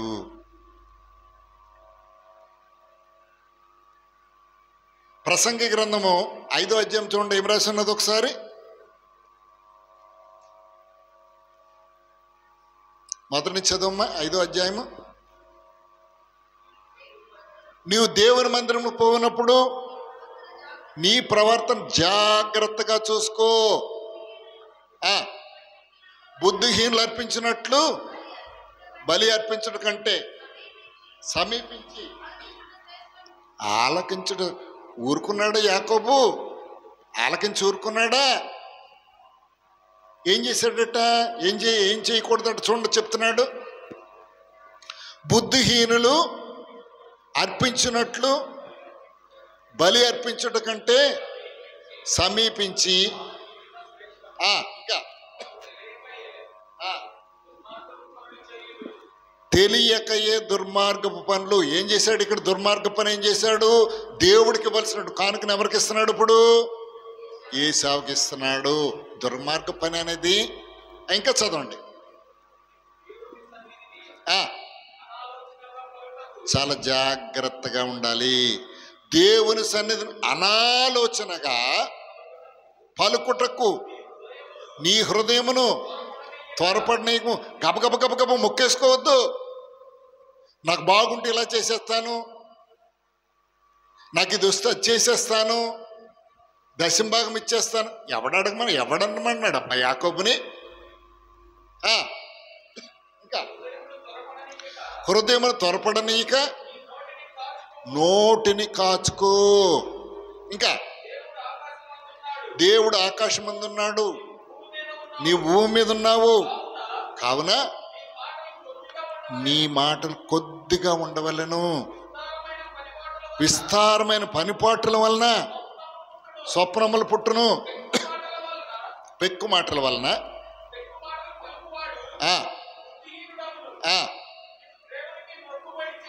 చాలా జాగ్రత్తగా నీవు దేవునికి మొక్కుబడి చేసుకునే యెడల దాన్ని చెల్లించుటకు ఆలస్యం చేయకు. బుద్ధిహీనులు యందు ఆయనకి ఇష్టం ఉండదు. నువ్వు మొక్కుకున్న దాన్ని చెల్లించు. చెల్లింపకుండుట కంటే మొక్కు కొనకుండుట మేలు. పొరపాటు గబగబ గబగబ అనేయద్దు. దేవుడికి నేను ఇది ఇచ్చేస్తాను, అది ఇచ్చేస్తాను. మళ్ళీ తర్వాత ఎలాగైపోతారట? వాళ్ళు ఎవరున్నారు కదా, మొగుడు పెళ్ళాలు, వాళ్ళిద్దరు ఉన్నాం. ఎవరాళ్ళు?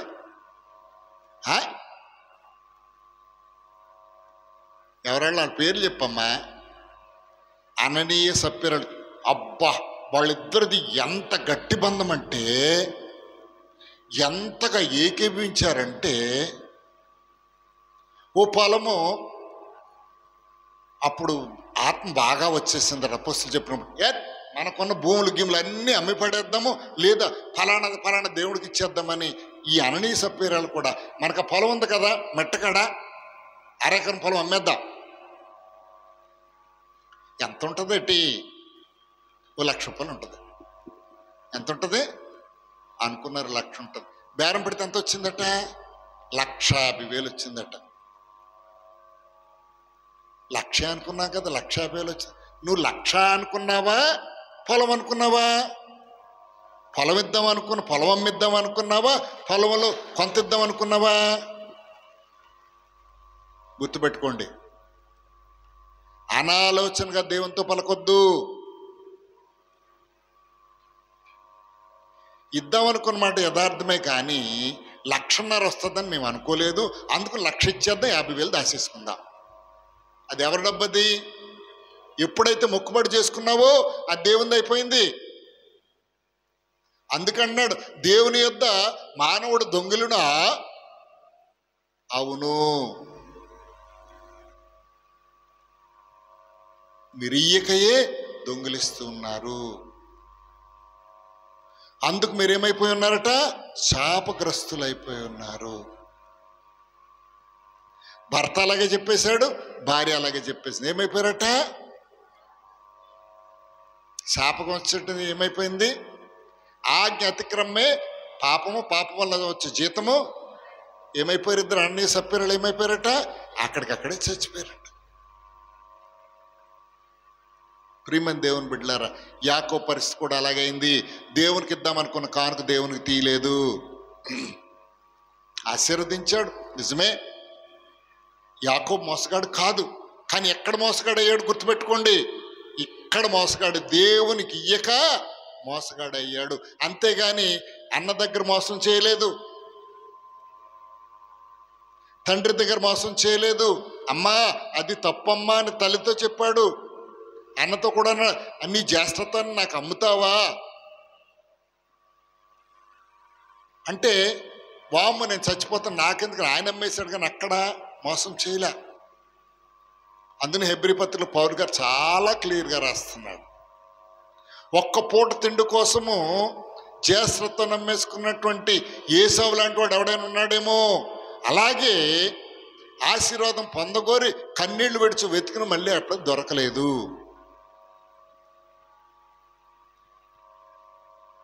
ఇక్కడ యాకోబు దేవునితోటి నీకు దశమ భాగం ఇస్తానన్నటువంటి వాడు ఇవ్వడం మానేశాడు. ఏమైపోయిందట, దేవునికి మీరు ఇట్లేదు మిగిలిపోయింది అనుకుంటున్నారేమో. గుర్తుపెట్టుకోండి, నెలాఖరికి వచ్చినప్పుడు చూసుకోండి, హాస్పిటల్కి ఎంత ఖర్చు అయిందో చూడండి ఒకసారి. ఈ డబ్బులన్నీ ఏమైపోతున్నాయి, దేవునికి ఇవ్వట్లేదు కానీ ఏం చేస్తున్నావు, తీసుకెళ్ళి డాక్టర్కి పోసేస్తున్నావు. దేవునికి ఇవ్వాల్సింది ఇచ్చేస్తే ఆ కష్టం రాదు, ఆ శాపాలు రావు. ఇంకొక మాట అంటున్నాడు, ఇచ్చి శోధించిన ఎడలా ఆకాశవాక్యులు విప్పుతావు. ఏమైపోయిందట, ఇప్పుడు 2 గుంపులు చేశాడు. ఒక గుంపు ఏం చేశాడు, అన్నకిచ్చేశాడు. 2 గుంపు పెళ్ళం పిల్లలకి ఇచ్చేశాడు, వెళ్ళిపోయారు. ఒక్కడు ఎబ్బోకు రేవు దగ్గర ఒక్కడే మిగిలిపోయాడు. పని పెళ్ళం పిల్లలైనా అయ్యా ఎందుకయ్యా మనందరూ కలిసి చచ్చిపోదాం అనుకున్నారా, నీ సావు నువ్వు సావు. భర్త చచ్చిపోయిన భార్య, అమ్మో నా భర్త చచ్చిపోయాడు, మా అమ్మ చచ్చిపోయిందో, మా అమ్మమ్మ నెత్తినోరు కొట్టుకుంటావు కానీ నేను బతకను, నేను చచ్చిపోతాను. చచ్చిపోతున్నారా? 3 రోజులే. భర్త చచ్చిపోయిన 3 రోజులే, భార్య చచ్చిపోయిన 3, మళ్ళీ మామూలే. ఆకలేస్తుంది, కొంచెం టిఫిన్ పెట్టండి, టీ పెట్టండి. ప్రియమైన దేవుని బిడ్డలారా, కడ వరకు తల్లి గర్భంలో రూపించినది మొదలుకొని ముదిమి వచ్చే వరకు నిన్నెత్తుకుని వాడని నేనే. తల వెంట్రుకలు నెలియ వరకు నిన్నెత్తుకుని వాడని నేనే. నిన్ను విడువను ఎడబాయను, నిబ్బరం కలిగి ధైర్యంగా ఉండు.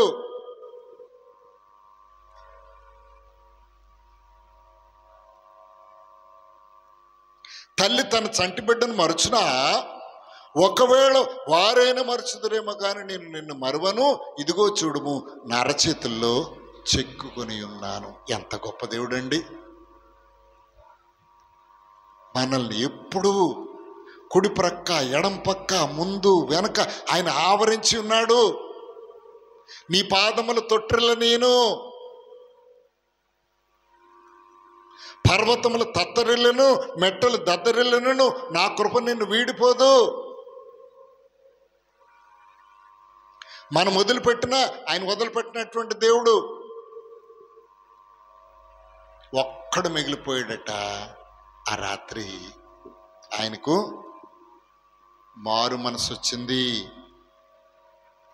దేవుని పాదాలు పట్టుకున్నాడు. పాదాలు పట్టుకుని బ్రతిమాలుకుంటున్నాడు. దేవుడు అంటున్నావు నన్ను వదిలేయి. ఏమంటున్నాడు యాకోబు, నీవు నన్ను ఆశీర్వదించితే గాని వదలను.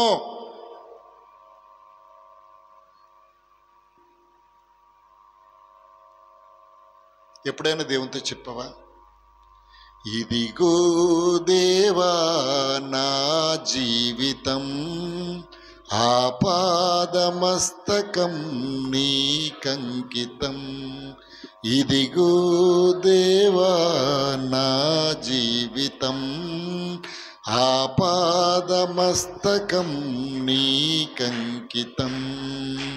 శరణం నీ చరణం, శరణం నీ చరణం, శరణం నీ చరణం, శరణం నీ చరణం. ఇదిగో దేవా నా జీవితం ఆపాదమస్తకం నీకంకితం.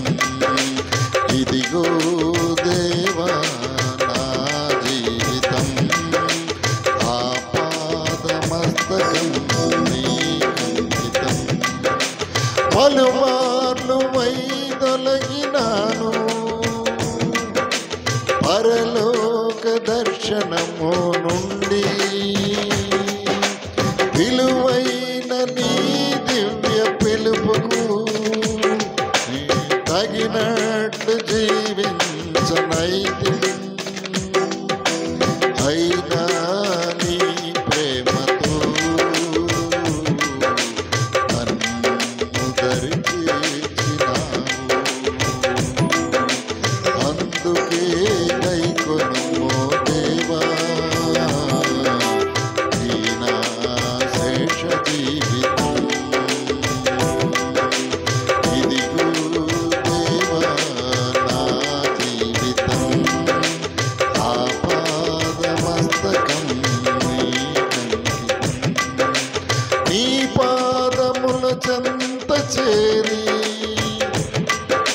చిత్తంబునే నెరుగ నేర్పు. నీ హృదయ భారమునొసగి ప్రార్థించి పనిచేయ నిన్ను, ఆగిపోక సాగిపో ప్రియసుతుని గణించి. ఇదిగో దేవా నా జీవితం, ఆపాదమస్తకం నీ కంకితం. ఇదిగో దేవా నా జీవితం, ఆపాదమస్తకం నీ కంకితం. ఆఖరుకు ప్రభు పాదాల దగ్గరికి చేరాడు. ప్రభు పాదాల దగ్గరికి చేరి, ప్రభువా నువ్వు దీవిస్తేనే కానీ నేను నిన్ను వదలను. ప్రియమైన దేవుని బిడ్డలారా, దేవునికి ఎంతో ఇష్టపడిపోయింది. ఇదిగో ఒక రాత్రంతా ఒక నరుడు దేవునితోనూ మనుషునితోనూ పోరాడి గెలిచాడు. ఇక పేరు నీ పేరు మోసగాడు కాదు, ఇక నుంచి నీ పేరు ఇశ్రాయేలు. దేవునికి స్తోత్రం. ప్రియమైన దేవుని బిడ్డలారా, యాకోబు జీవితాన్ని ఒకసారి మనము పరిశీలన చేసుకుందాం. యథార్థంగా ఉన్నాడు కాబట్టే దేవుడు ఆశీర్వదించాడు. ఎవరిని మోసం చేయలేదు. దేవుడు ఎంతగా ఆశీర్వదించాడంటే, లాబాన్ దగ్గర ఉన్నప్పుడు లాబానుని మోసగించారు. ఎవరు? యాకోబును మోసగించారు. మళ్ళీని ఎవరు మోసగించారు? మామ లాబాను 2 సార్లు మోసగించాడు. పెళ్లి చేస్తాను, పిల్లనివ్వలేదు. నా కొలువు చేస్తే పిల్లనిస్తా అన్నాడు. మొదటి పిల్లని చేశాడు. మళ్ళీ ఇంకొక 6 నెలలు చేయించుకున్నాడు. కానీ దేవుడు అతని కష్టాన్ని చూసి, అతని బాధను చూసి, యాకోబు ఏదైతే దేవునితో అన్నాడో అది గుర్తు చేసుకున్నాడు. ఏమంటున్నాడు? ఇదిగో నీవు ఎక్కడైతే నూనె పోసావో ఆ బేతేలు దేవుడు నేను, నీకొచ్చిన కష్టాన్ని నేను జ్ఞాపకం చేసుకున్నాను.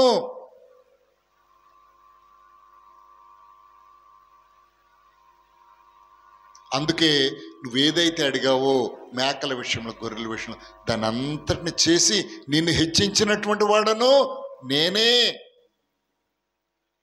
ఆయన తప్ప మనకెవరో ఆధారం లేదు.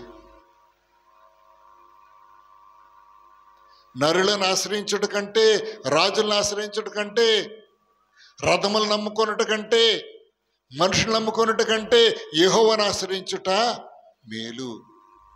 ఆయనతో ఖచ్చితంగా ఉండండి.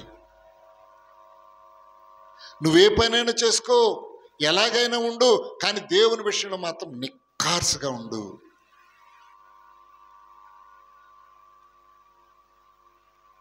మనం ఏదో చేస్తున్నామని దేవుడు చూడలేదు అనుకోవద్దు. నువ్వు కూర్చుండుట, లేచుట, నిలబడుట, నీ పండుకొనుట అన్నీ నాకు తెలుసు. నీ నోటికి, నీ నాలుకకు మాట రాకమునిపే సమస్తాన్ని ఎరిగినటువంటి దేవుడు. నిశ్చయముగా మన జీతాన్ని మనకిస్తాడు. ఎవరిని నమ్మద్దు. ఓ ప్రవక్త అంటున్నాడు, నీ పక్కలో పడుకో, నీ భార్యను కూడా నువ్వు నమ్మద్దు, ముఖ్య స్నేహితుని నమ్మద్దు. ఆయన మాత్రమే నమ్మదగిన వాడు. హల్లెలూయా.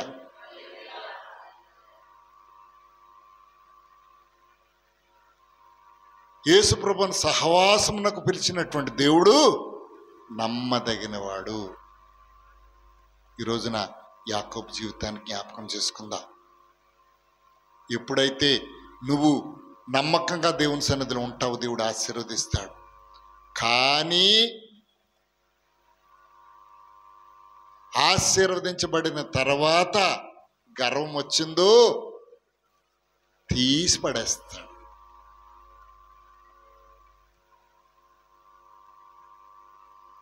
మరలా దేవుడు అన్యాయస్తుడు కాదు. ఒకవేళ నువ్వు తప్పిదాల్లోకి వెళ్ళిపోయినా ఆయన సన్నిధిలోకి వెళ్ళి ఆయన పాదాల పట్టుకు బ్రతిమాలినప్పుడు ఆయన నీతిమంతుడు కనుక మన పాపం నుంచి విడిపించి మనల్ని మరలా నీతిమంతులుగా చేస్తాడు. దేవునికి స్తోత్రం. తలలు వంచండి, ప్రార్థన చేసుకుందాం.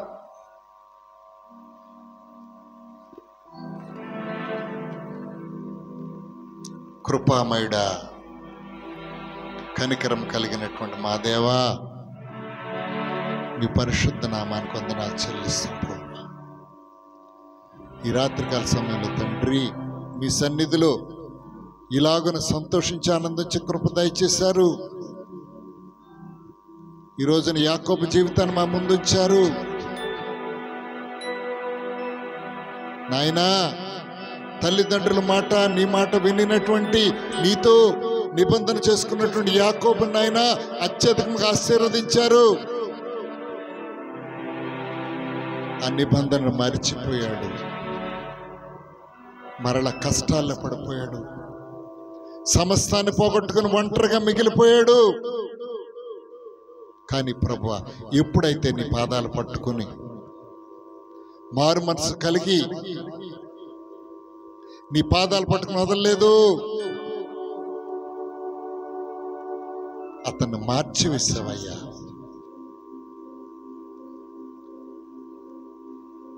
ఇక నుంచి నీ పేరు యాకోబు కాదు, ఇక నుంచి ఇశ్రాయేలే. ఈ భూమి యొక్క సమస్త వంశములు నీ యందు ఆశీర్వదించబడతాయి. తూర్పు తట్టును, పశ్చిమ తట్టును, ఉత్తర తట్టును, దక్షిణ తట్టును వ్యాపిస్తావు.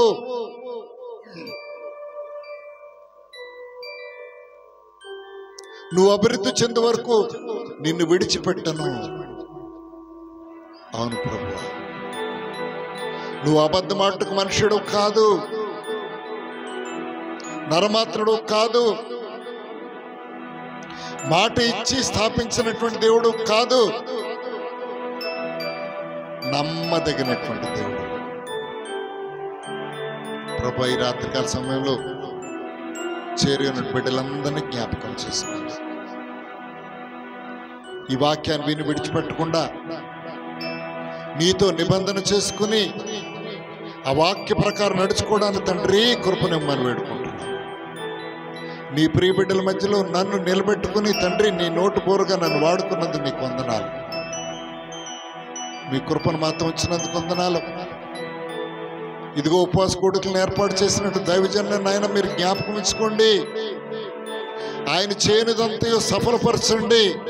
ఆయన అడుగుపెట్టి ప్రతి స్థలాన్ని ఆయనకి దయచేయండి. దీన్ని సహకరించిన బిడ్డలను, కుటుంబాన్ని, వారి వారి కుటుంబాలను, వారి బిడ్డలను, కూడికకు చేరినటువంటి ప్రతి బిడ్డను, వారి కుటుంబాలను మీ పాదాలకు అప్పగిస్తూ ఘనత, మహిమ, ప్రభావాలు మీరు పొందుకున్నాను.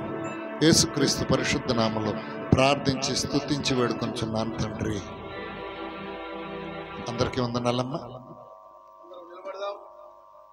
అందరు లేచి నిలబడండి.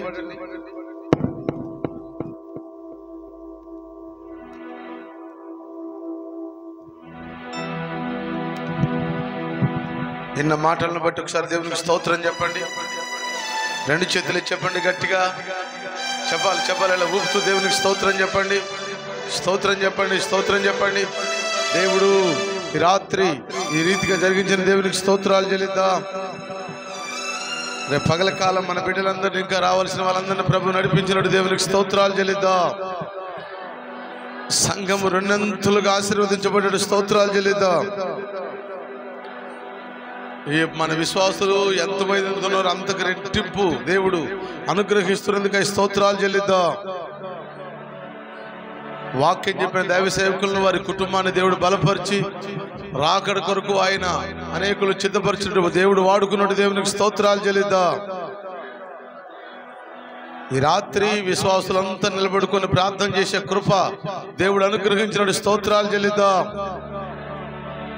ఆమేన్. పరిశుద్ధుడా, కూడి వచ్చిన వారిని మీరు దీవించి ఈ రాత్రి ప్రార్థన చేయాలనే ప్రేరేపణ ప్రజలలో పుట్టించి ప్రార్థన ద్వారా మాకు జయం కలుగు చేసి అపవాదిని, శత్రువును నాయన అనంత నాశనం చేసి వాడి మీద మాకు జయమిచ్చి వాడిని మా కాళ్ళ కింద తొక్కించి ఈ పరిచర్యను అంతకంతకు వృద్ధి చేసి తండ్రి అందరినీ జ్ఞాపకం చేసుకొని రోగులు స్వస్థపరిచి సంతానం లేని వారికి దేవుడా నువ్వు సంతానం అనుగ్రహించమని నీ కృప దయచేయమని యేసు నామములో ప్రార్థన చేస్తున్నాను తండ్రి. దేవుడు ఇంతవరకు మనల్ని కాపాడిన దేవునికి స్తోత్రాలు చెల్లిద్దాం. ఆమేన్. బిడ్డలారా, దేవుడు